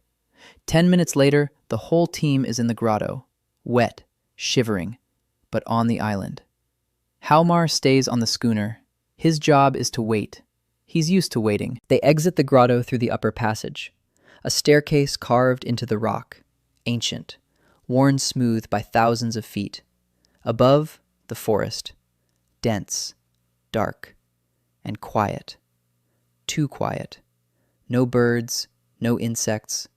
Meyer stops, sniffs the air. He says something is wrong on the island. It smells of rot. Not plant-based. Animal. Sea ghouls. Evan knows. In the game, they lived on the shore, but now is not migration season. They should be deep within the island. Meyer confirms it. Tracks on the ground. Webbed paws. Claws, lots of them, at least 20 creatures. Evan remembers there were 12 in the game. The world is alive. The numbers don't match. The map is 90% accurate. The last 10% is a gamble. He revises the plan. A detour, a long one, across the western slope, over the cliffs. Meyer leads the way. She reads the tracks like a book. She circles around the creatures, quietly, slowly. With the cloak of silent steps, Evan is inaudible. The rest follow in his footsteps. For 2 hours they make their way through the forest. Twice, Meyer raises her fist. Stop. They freeze. They wait. The ghouls pass by 30 paces away. Gray, slimy, the size of a large dog, jaws full of teeth. Their eyes are cloudy. The stench is so bad that Lynn covers her mouth with her hand. The ghouls leave. They continue on. By evening, they reach the temple. It stands atop a hill, white stone, columns. The roof has collapsed, but the walls are intact. The entrance is open. And in front of the entrance, on the stone steps, flowers are growing. Golden lilies, bright, glowing in the rays of the setting sun. Lynn sees them and freezes. Then she runs. Evan can't stop her in time. She falls to her knees before the flowers and, with trembling hands, takes out her tools. A small knife, a glass vial, a squirrel hair brush. She carefully opens the petals, collects the pollen. Golden powder pours into the vial. Lynn works for 15 minutes. Her hands no longer tremble. They are precise, confident. When she finishes, the vial is full. She seals it with a stopper, presses it to her chest, turns to Evan. Her eyes are wet. She tries to say something but can't. She just nods. Evan nods back. One goal achieved. Now for the second, the seal inside the temple. They spend the night by the temple walls. Evan refuses to go inside in the dark. Even with a map in his head, the dungeon at night is a whole different level of risk. Fatigue slows his reflexes. The darkness hides details that are visible during the day. No, in the morning. Mira goes out on reconnaissance. She returns an hour later. She says the ghouls aren't approaching the temple. Around it is a strip of clear ground 50 paces wide, as if something is scaring them away. Evan knows what it is. The seal. High-rank Valantian artifacts create a field around themselves that repels lesser creatures. In the game, it was just a mechanic, a safe zone in front of the dungeon. Here, it's real protection. They set up camp, a fire, food, water. Evan spreads out on the ground the map of the dungeon he drew from memory back in Bren Kai. The Temple of Turn, 3 levels. The first level is the upper temple, halls, corridors, mechanical traps, crushing slabs, falling grates, shooting walls. Classic. No magic, just engineering. The second level is a maze, corridors that change direction. Not physically, magically. You walk straight but end up at the beginning. You turn left but come out on the... In the game, the key to the maze was a pattern. Right, left, straight, right, straight, left. 12 turns in exact sequence. Get it wrong, and you start over. The third level is the Hall of the Seal. One large hall, a pedestal in the center. The seal on the pedestal. And surrounding the pedestal, a guardian. Not stone, not steel, alive. In the game, it was Aaron, a knight of the eternal, a level 40 NPC. An immortal warrior bound to the seal by a magical oath. He didn't die. He couldn't be killed. In the game, he could only be immobilized for 30 seconds with a special spell, and during that time, the seal could be taken from the pedestal. Evan has no spells. He has no magic, but he has something else. Knowledge. In the game's lore, Aaron was human, a knight of the Silver Empire. He voluntarily agreed to Eternal Watch, 1,000 years ago. He has stood in this hall ever since, alone, without sleep, without food, without a single soul to speak to. In the game, he didn't speak. He simply attacked. But Evan knows his story. He knows his name. He knows his wife's name. He knows his son's name. He knows that he agreed to the watch because his family was already dead and he had nowhere else to go. And Evan thinks that if the world is real and not just a game, then maybe Aaron is alive too. Maybe he remembers. Maybe he can be reasoned with. Morning. They enter the temple. First level. Evan leads the way, carefully. Every step is checked. First trap, a crushing slab. The third stone from the entrance. They go around it. Second, a shooting wall. Second corridor, right side. The mechanism is triggered by pressure on a specific floor slab. Don't step on the cracked slabs. They walk slowly. Meyer is ahead of Evan. She senses the traps intuitively. She doesn't know where they are, but she feels them. The air, the smell, the sound. She stops Evan twice before he notices the danger. Once, it's a stone in the ceiling ready to fall. Evan didn't remember this trap. It wasn't in the game. 10%. The world is alive. Traps have been added, or rearranged. He thanks Meyer. She shrugs, says that's why he called her. Seon covers the rear. Lin is in the middle, pale, but holding her own. She clutches the bag of pollen like a talisman. Second level, a maze. Here, Evan takes full control. Tells everyone to follow him exactly. Don't fall behind, don't overtake, don't veer off, don't look back. Do only what he says. His voice is steady, confident. He walks forward and counts. Right. The walls shift. The corridor changes. They find themselves in a different place. Right. Another shift. Left. Straight. Left. With every turn, the world around them rearranges itself. The walls are the same, but their arrangement is different, as if someone were shuffling dice. Lin whispers that she feels sick. Meyer is silent, but her face is tense. Even Seon looks nervous. Evan counts. Right, straight, straight, left. The 12th turn. They emerge into a wide corridor. Straight. A door stands before them, huge, stone, with relief carvings, the silver city beneath two suns, the capital of Volantis. Evan places his hand on the door. He pushes. It opens easily, as if it had been waiting. A hall. Huge. The ceiling is lost in the darkness. Columns line the walls. Torches burn with an eternal blue flame. In the center is a pedestal of white stone. On it is a small object, a disc the size of a palm, dark silver, a symbol on its surface, an eye inside a star, the first seal of Volantis. And standing before the pedestal is a man, tall, in silver armor, a sword in its sheath. His hands are lowered, his eyes are open, alive, tired. 1,000 years of weariness in a single glance. Eren, Knight of the Eternal Guard. Sion raises her bow. Evan stops her with a gesture. He takes a step forward. 1. Eren turns his head. He looks at Evan. He doesn't move. He doesn't reach for his sword. He just looks. Evan takes another step. He stops 10 paces from the knight. And he speaks. He calls him by name. Eren. The knight freezes. Something changes in his face.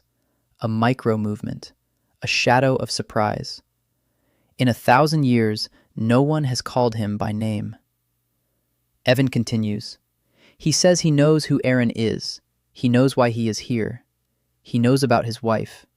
He says her name, Ilara. He knows about his son, Daemon, who died when the capital fell. He knows that Eren stayed here not by order, by choice, because he had nowhere else to go. Eren listens. He doesn't interrupt. He doesn't attack. He listens, for the first time in 1,000 years. Evan says he didn't come to steal the seal. He came to open the silver capital, to find the answer to why it fell. And for that, he needs all 7 seals. Eren is silent, for a long time. Then he speaks. Her voice is hoarse, broken, like a mechanism that hasn't been used in 1,000 years. He says that many have come for the seal, all with weapons, all with power, none with names. Evan says that names are more important than swords. Eren looks at him, then at Seon, at Meyer, at Lin. A small group, a boy, 2 girls with bows, a girl with a bag. Not an army, not knights. Eren turns toward the pedestal, takes the seal, turns back, hands it to Evan, says this is the first time someone has asked for it instead of taking it. Evan takes the seal. It's heavier than it looks, cold, smooth, and a hum emanates from it, quiet, low, as if something alive is sleeping inside. Evan hides the seal in his bag. Then he asks Aaron what he's going to do now. The guard duty is over. The seal has been handed over. The knight is silent. He looks at the empty pedestal, then at his own hands. For 1,000 years he held one position. Now there is no position. He says he doesn't know. Evan says that if Aaron wants to, he can go with them. The knight looks at him for a long time, then shakes his head. He says his place is here, not because he has to, because his wife and son are buried here, beneath the temple, in the rock. He won't leave them. Evan nods. He understands. They leave, through the labyrinth, the reverse pattern. Left, straight, straight, right, left, straight, left, right, right. Through the traps, past them, outward, into the light. Lynn sits down on the temple steps and takes 2 vials out of her bag. Golden lily pollen and the seal. One will save her mother. The other will open the path to a secret greater than all of them. She presses both to her chest and cries quietly. Seon stands nearby and says nothing. Meyer looks at Evan. For the first time ever, there is more than just wariness in her eyes. Something else. Maybe respect. Maybe surprise. Evan sits on a rock and watches the sunset. 2 suns, silver and gold. The first seal is in his bag. 6 remain. He pulls a piece of jerky from his pocket and chews it. Tastes 4 out of 5. Great island. Highly recommended. Only there are too many ghouls, and they smell awful. The return trip through the underwater cave is easier. They already know the way. The amulet works reliably. Halmar is waiting on the schooner. When they climb onto the deck, the old man sees their faces and smiles. He doesn't ask anything. He simply turns the schooner toward home. 4 days at sea, calm ones. Lynn doesn't suffer from seasickness on the way back. Or maybe she does, but doesn't notice. She sits in the hold and sorts through the ingredients. She counts. She checks them. She mutters the formulas. She prepares. When they enter the harbor of Bren Kaya, Lynn is the first to jump onto the pier. Evan calls out to her. He tells her not to rush. Lynn turns around. Her eyes are shining. She says she has everything, all 12 ingredients. She knows the recipe by heart. She'll brew the medicine tonight. Evan says okay, and he says one more thing. He says he believes in her, that he's seen better recipes than hers, and that hers is the best of them all. Lynn freezes. Then she nods and runs toward the house. At night, Evan doesn't sleep. Neither does Sheun. They sit in the kitchen in silence. Upstairs, Lynn is working. You can hear her moving the vials, mumbling, counting. The smell of herbs seeps through the cracks in the floor. Bitter, sweet, sour, all at once. By dawn, Lynn comes downstairs, a small bottle in her hands. Small, filled with dark green liquid. She sets it on the table. Her hands are shaking. She says it's ready. Evan takes the vial, holds it up to the light. The liquid is thick, opaque. It smells like a forest after rain. He puts the vial back, says they need to take it to Lynn's mother now. The village is to the south, a day's journey. They'll leave in an hour. Evan, Lynn, Seon. Meyer stays in town. It's a short trip. By evening, they're there. A small village, 10 houses, fields, goats. Lynn's mother's house is on the outskirts. Low, poor. The roof is sagging. Lynn goes in first. Evan and Seon wait outside. Half an hour later, Lynn opens the door. Her eyes are red. Her face is wet. But she smiles. She says her mother has been drinking. Now they must wait. They wait for 3 days. Evan and Seon spend the night in the barn. Lynn doesn't leave the house. On the morning of the 3rd day, the door opens. A woman stands in the doorway, thin, pale, but standing on her own 2 feet. Lynn's mother. She stands holding on to the door frame and breathes deeply, without wheezing, no coughing. The remedy worked. Lynn stands next to her mother and cries, not quietly, loudly, uncontrollably. Everything she's been holding inside for 4 months comes pouring out. Her mother strokes her head and whispers something. Evan stands by the barn and watches. Seon is nearby. She's watching too. Then she turns to Evan. She says she understands now. Evan asks what exactly. She says she understands why he's doing all this. Not for the artifacts, not for the seals, not for the map. For this. For the moment when her mother steps out onto the porch. Evan is silent. Because she's right. And because if he says it out loud, he'll start crying himself. And he's not ready. Not ready yet. The return to Bren Kai after the village of Lin is quiet. Lin walks ahead, humming something to herself. For the first time in all the time Evan has known her, she isn't chattering, just humming. Seon walks beside Evan and is silent too, but it's a different kind of silence. Not heavy, not wary. Just the silence between people who don't need to fill the space with words. Mireille meets them at the gate. Her face is stony. She says that while they were away, people came to the city. 5 of them, on horseback. Fine horses, fine armor, a coat of arms on their cloaks, a silver crown against the backdrop of a rising sun. The Order of Restoration. Evan stops. His heart beats a little harder than it should. The Order of Restoration. Queen Ivry's army. They're collecting Valantian artifacts across the continent, building a new empire on the bones of the old one. And they're already here. Meyer says the horsemen rode through the city. They asked questions about the young cartographer, about the dungeons, about the artifacts. They didn't threaten anyone. Polite, generous. They paid in silver for every answer. Evan thinks. Soren. The former chief cartographer left for Arcadia. Arcadia is the capital. That's where the order is based. Soren isn't a fool. He lost the guild, but didn't lose his knowledge, and he didn't lose his anger. He went to the people in power and told them about the boy from Bren K who knows too much. Logical, predictable. Evan expected this, but not so soon. He was counting on 3 months, got a month and a half. Fine, let's speed things up. Evan gathers the team in the house, locks the doors, shutters, sits down at the table, says the situation has changed. The Order of Restoration knows about him. This isn't the Cartographers Guild. It's an army. Thousands of soldiers, knights, mages. A political force that controls half the West Coast. You can't write an open letter against them and nail it to a board. Lin turns pale. Meyer draws her bow. Seon says they need to leave Bren K. Evan nods. Yes, it's time. Bren K was good as a starting point, but for the next stage, we need a different place. A quiet one. An inconspicuous one. At a crossroads, but far from major cities. And Evan knows such a place.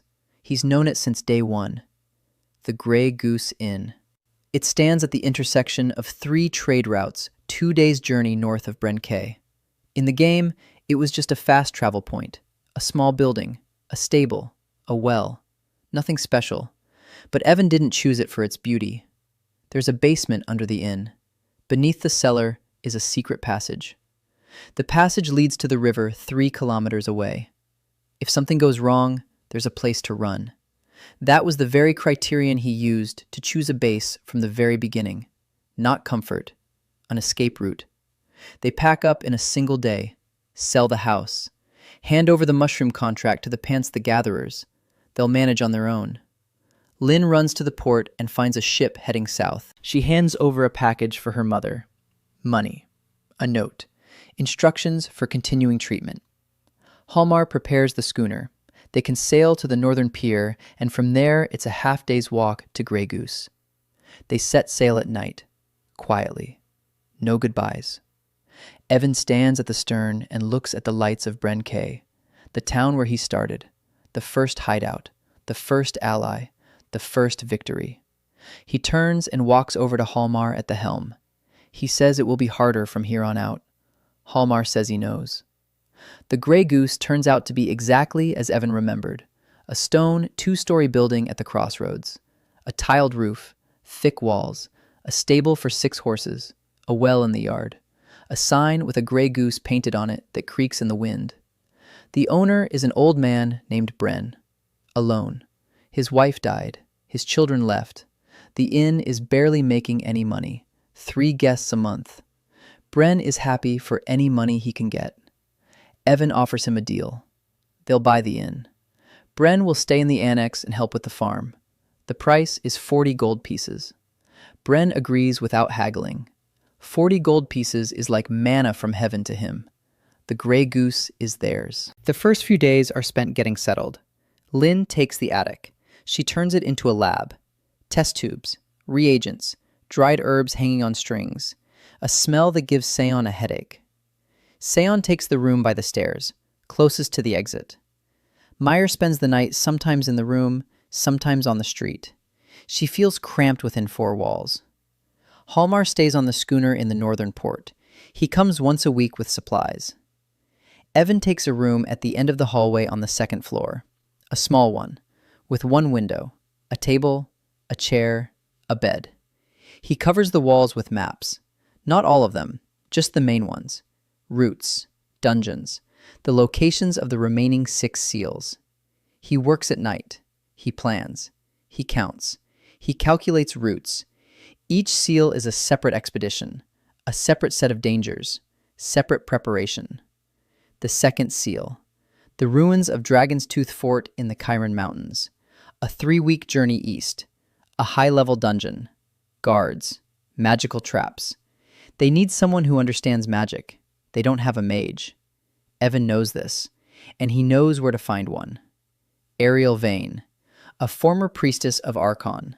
She fled the theocracy 4 months ago. She is currently hiding in a small monastery in the mountains west of Arcadia. In the game, she gave a quest to find a lost text, a quiet girl with kind eyes and healing skills. But Arcadia is far away, and the road there passes through the territory of the Order of Restoration. It's dangerous. Evan puts this task on hold. First, he needs to establish a foothold, secure supplies, build a network. He starts small. He sends Hallmar with a shipment of herbs to Port Alden. A new contract, new clients. Money is flowing. Not a river, a trickle, but a steady one. At the same time, Evan works with the nearest caches. Within a 3-day journey from the Grey Goose, there are 27 of them. Small ones, smuggling caches. No guards, no traps, just hidden valuables. He and Seon clear 5 in the first week. Coins, jewelry, a couple of scrolls in an ancient language that Evan sets aside for later. 1 dagger with runes that glow faintly in the dark. Not an artifact, but close. The 2nd week, they work with Meyer.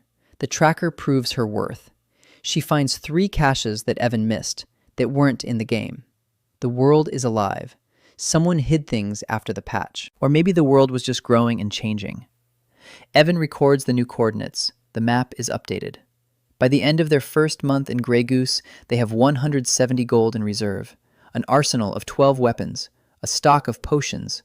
Lynn's lab is up and running. She brews healing potions to sell, a small but steady income. The inn begins to function as an inn. Bren cooks, travelers stop by, they pay for lodging and food, a typical spot at a crossroads. No one suspects that the seal of Volantis is stored in the basement, or that the innkeeper knows the locations of 2,800 hiding places across the continent. Evan sits at a table in the common room and eats the stew Bren has prepared. Next to him, Seyoon is peeling onions. Lynn is writing something in a notebook. Meyer has gone into the woods. She leaves every evening and returns by morning. A quiet evening, a fire in the fireplace, the smell of food and wood. Evan thinks that if someone had told him 6 months ago that he'd be sitting in a medieval tavern with 3 girls planning a raid on an ancient dungeon, he would have laughed. And then he would have gone to bed because he has a deadline for the guide. He isn't laughing. He's smiling, quietly, to himself. Because this is the first place in 6 months that feels like home. Ariel Vane finds them on her own. Evan didn't expect this.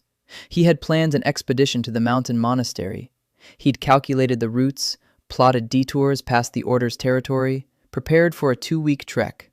And then, one rainy evening, The door of the Grey Goose opens, and a girl walks in. Wet, exhausted, in a tattered travel cloak, beneath which the white fabric of a priestess's robe is visible. Her light hair is matted from the rain. Her eyes are large, frightened.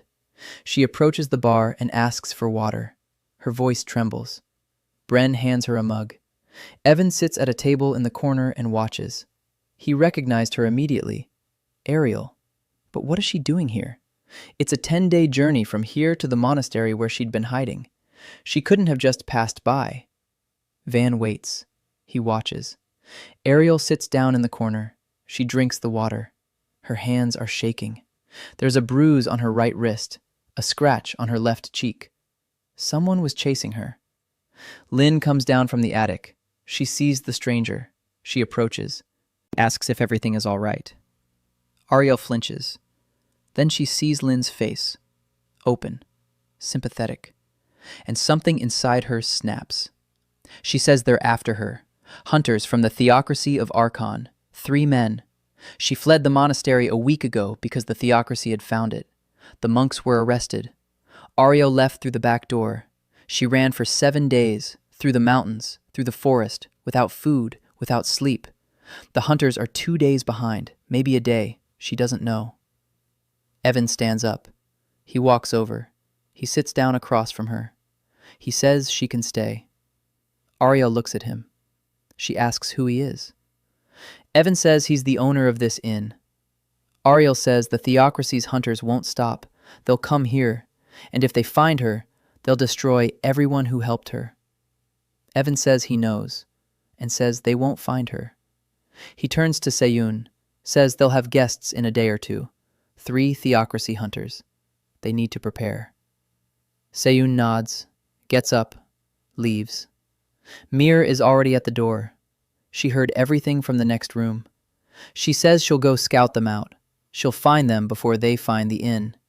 She walks out into the rain. Lynn takes Ariel upstairs. She gives her dry clothes, food, a blanket. Ariel eats so greedily that she chokes and coughs. Lynn rubs her back and tells her not to rush. Evan stays downstairs. He thinks. The hunters of the theocracy of Archon. In the game, they were elite enemies, level 35, fanatical warriors, trained to kill mages and heretics. Each one is worth 5 ordinary soldiers. 3 of these hunters is serious business. Seon is strong. Meyer is dangerous. But they can't handle 3 hunters head-on. So, not head-on. Evan knows their methods. He wrote a guide on the theocracy faction. Hunters always follow a pattern. 1 goes ahead, the scout, looking for a target. 2 follow behind, fighters. Once the target is found, the scout steps back. The fighters attack, quickly, brutally, no talking. So we need to cut the scout off from the fighters, isolate him, neutralize him quietly, then take on the fighters on our own terms. Meyer returns before dawn. She found them. 3 people, a camp in the woods, a 5-hour walk to the east. 1 is sitting apart, studying the tracks. 2 are sleeping. They'll move on in the morning. By noon, they'll be at the inn. Evan nods. Everything's going according to plan. He explains the plan. Meyer takes on the tracker. She'll intercept him in the woods before he reaches the road. Don't kill him. Immobilize him. Tie him up. Meyer says she can handle it. Seon meets the fighters as they approach the inn. Position on the stable roof. A view 200 paces in both directions. First shot at a gap in the armor. She's already proven she can hit. Evan will be down below, with the cloak of silent steps. Lynn is preparing something special. Traps. Not mechanical, alchemical ones. Smoke bombs, blinding powder, a vial of acid that corrodes metal. Evan doesn't ask where she learned combat alchemy. Noon. Meyer goes into the forest. Seon climbs onto the roof. Lynn sets traps along the path. Evan stands by the tavern door and waits. Ariel sits in the basement. Bren is with her. The old man asks no questions. He's seen enough in his life to know when it's best to just go downstairs and close the door. An hour of waiting. 2. Then, Meyer comes out of the forest, alone. She gives a signal. Thumbs up. The tracker has been neutralized, tied up, in a pit beneath the roots of an oak tree a kilometer from the road. He'll sit quietly. He's gagged and bound with 4 knots that Meyer tied so tightly even a troll couldn't untie them. Another 30 minutes. 2 figures appear on the road, dark cloaks with a flame symbol, hoods up, swords at their belts, moving fast, confidently, professional. They're heading toward the inn. 200 paces, 150, 100. The first steps onto the section of the trail where Lin left the trap. A pop. A cloud of white smoke. The hunter recoils. The second draws his sword. The whistle of a bowstring. An arrow strikes the second hunter in the gap between his shoulder guard and breastplate. Right shoulder. The hand holding the sword drops. He growls in pain. The first steps out of the smoke. His eyes are watering from the blinding powder. He can't see a thing. He swings his sword blindly. Evan steps out from around the corner, in the cloak of silent steps. Silently. He approaches the blinded hunter from behind and strikes him on the head with a jug, a heavy clay jug that Bren used for salting. The hunter collapses, not dead, stunned. The second hunter is on his knees, an arrow in his shoulder, blood on his armor. He tries to stand. Sia knocks a second arrow. She shouts for him not to move. The hunter freezes. He looks up. He sees the archer on the roof. Then he sees Evan standing over his comrade with the jug. Then he sees Mire, who has emerged from the woods with a knife, 3 against 1, with an arrow in his shoulder. He slowly lowers his sword to the ground. Evan approaches. He crouches down in front of him. He speaks calmly. He says that Ariel Vane is under his protection, that if the theocracy sends more men, the result will be the same. And he says something else. He says he knows the hunter's name. He says it. The hunter shudders. Evan says he knows the hunter has a family in Arcot, a wife, 2 children. He isn't threatening them. On the contrary, he says that if the hunter goes home and says he lost the trail, no one will get hurt.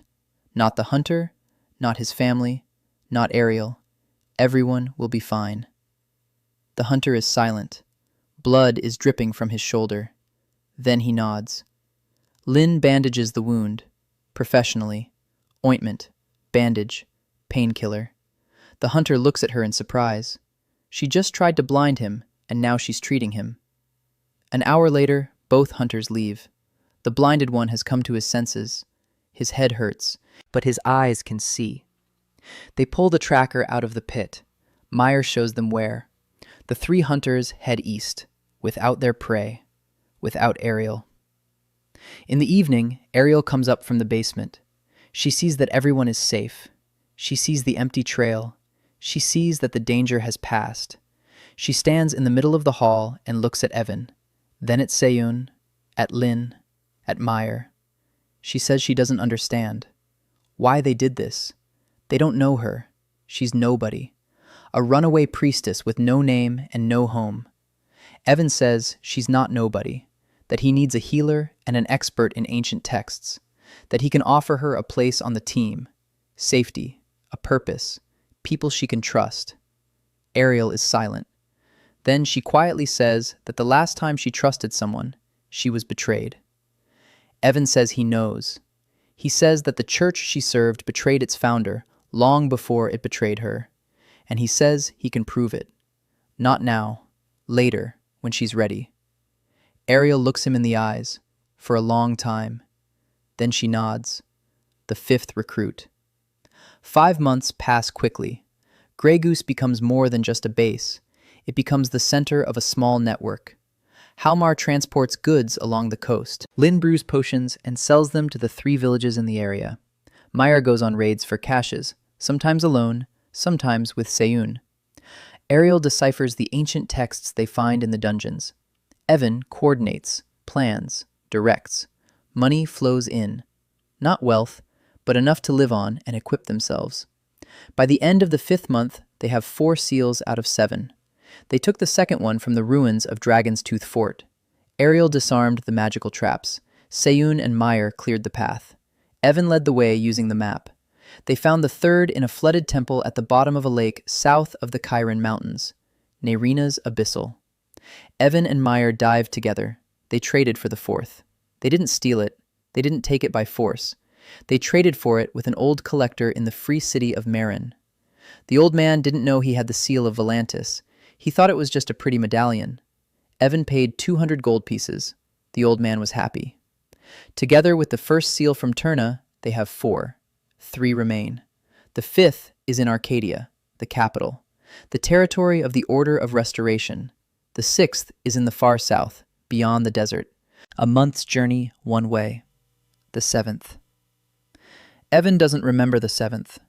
In the game, information about it was marked as content for the next update, which never came out. He doesn't know where it is. He doesn't know what guards it. He doesn't know what lies behind it. That troubles him more than anything else. He's used to knowing, used to being in control. Not knowing is like a hole in the map, a black spot that could hide anything. But for now, he's putting that problem aside. First, the 5th and 6th. Then we'll figure it out. In the evening, he sits in the common room, alone. Everyone has gone their separate ways. Bren has gone to bed. Evan takes out the 4 seals and lays them out on the table. 4 dark silver discs, 4 symbols, an eye, a sword, a wave, a crown. They hum softly. Together, the hum is stronger than from any one alone. They resonate. They sense each other. Evan places his palm on one of the seals. A chill runs up his arm to his shoulder, and for a moment, in the darkness behind his closed eyes, he sees something. Not a map, not a memory, an image. A silver city, towers, bridges, 2 suns in the sky, and a shadow, huge, rising from beneath the city, like a hand, covering everything. Evan opens his eyes. His heart is pounding. His hands are sweaty. What was that? Not from the game. There was nothing like that in the game. This is something new, something from that 10% he doesn't know. He puts the seals away, hides them, goes to sleep, doesn't sleep until dawn. In the morning, Kayla Ord arrives. She doesn't walk in, she crawls in. Evan opens the door at a knock and sees a woman in a tattered city guard uniform standing on the threshold. Short dark hair, a gash across her cheekbone. Her right leg is bandaged with a dirty rag. Under the rag is a wound, a deep one. She's limping. She's leaning on a spear shard like a crutch. She looks up at Evan. She says she was told that people with problems get help here. Evan lets her in. Ariel treats her. The wound is serious. Without her magic, the woman would have lost her leg. Lynn helps. Potions, ointments, bandages. Kayla lies on a table in the common hall and grits her teeth. She doesn't scream. Not once. 2 hours later, the wound is closed. Kayla stands up. She limps, but she stands. She drinks some water. Then she says she needs to explain. She is the former captain of the Arcadia Guard, stripped of her rank, for refusing to participate in a roundup of children. Children raised in the slums. Orphans. The Order of Restoration decided that, among them, there might be blood carriers of the old houses. They ordered everyone to be rounded up. Kayla refused. She was stripped of her rank. She was driven out of the city. She headed west, without a destination, without a plan. On the way, she ran into bandits. She fought them off, but was wounded. She heard from travelers on the road that strange people live in the inn at the crossroads, people who help those in trouble. She came here. Evan listens. He doesn't interrupt. When she finishes, he asks one question. How many children? Kayla says 12. They were taken away. She doesn't know where. Evan closes his eyes. A map forms in his mind. Arcadia, the slums, the Order of Restoration, children's shelters, the underground. And he remembers. There is a place, beneath the western wall of Arcadia, the old catacombs. In the game, there was a quest to rescue hostages there. The location was called the Quiet Shelter. Irony. A place where the Order hid people they didn't want the public to see. Evan opens his eyes. He says he knows where the children are. Kayla looks at him. For the first time during the entire conversation, there is neither fatigue nor pain in her eyes. Fire. She says that if he knows, then she'll go, alone if she has to. Evan says she won't be alone. He's going with her. Arcadia is dangerous, Order territory, but he has the cloak of silent steps, and he has a map, and he has something no one else does. He knows the location of every guard post in the western part of Arcadia. Exclusive videos, story continuations, and bonus content are already available on Patreon before YouTube, so check the link in the description for early access to all new recaps and continuations.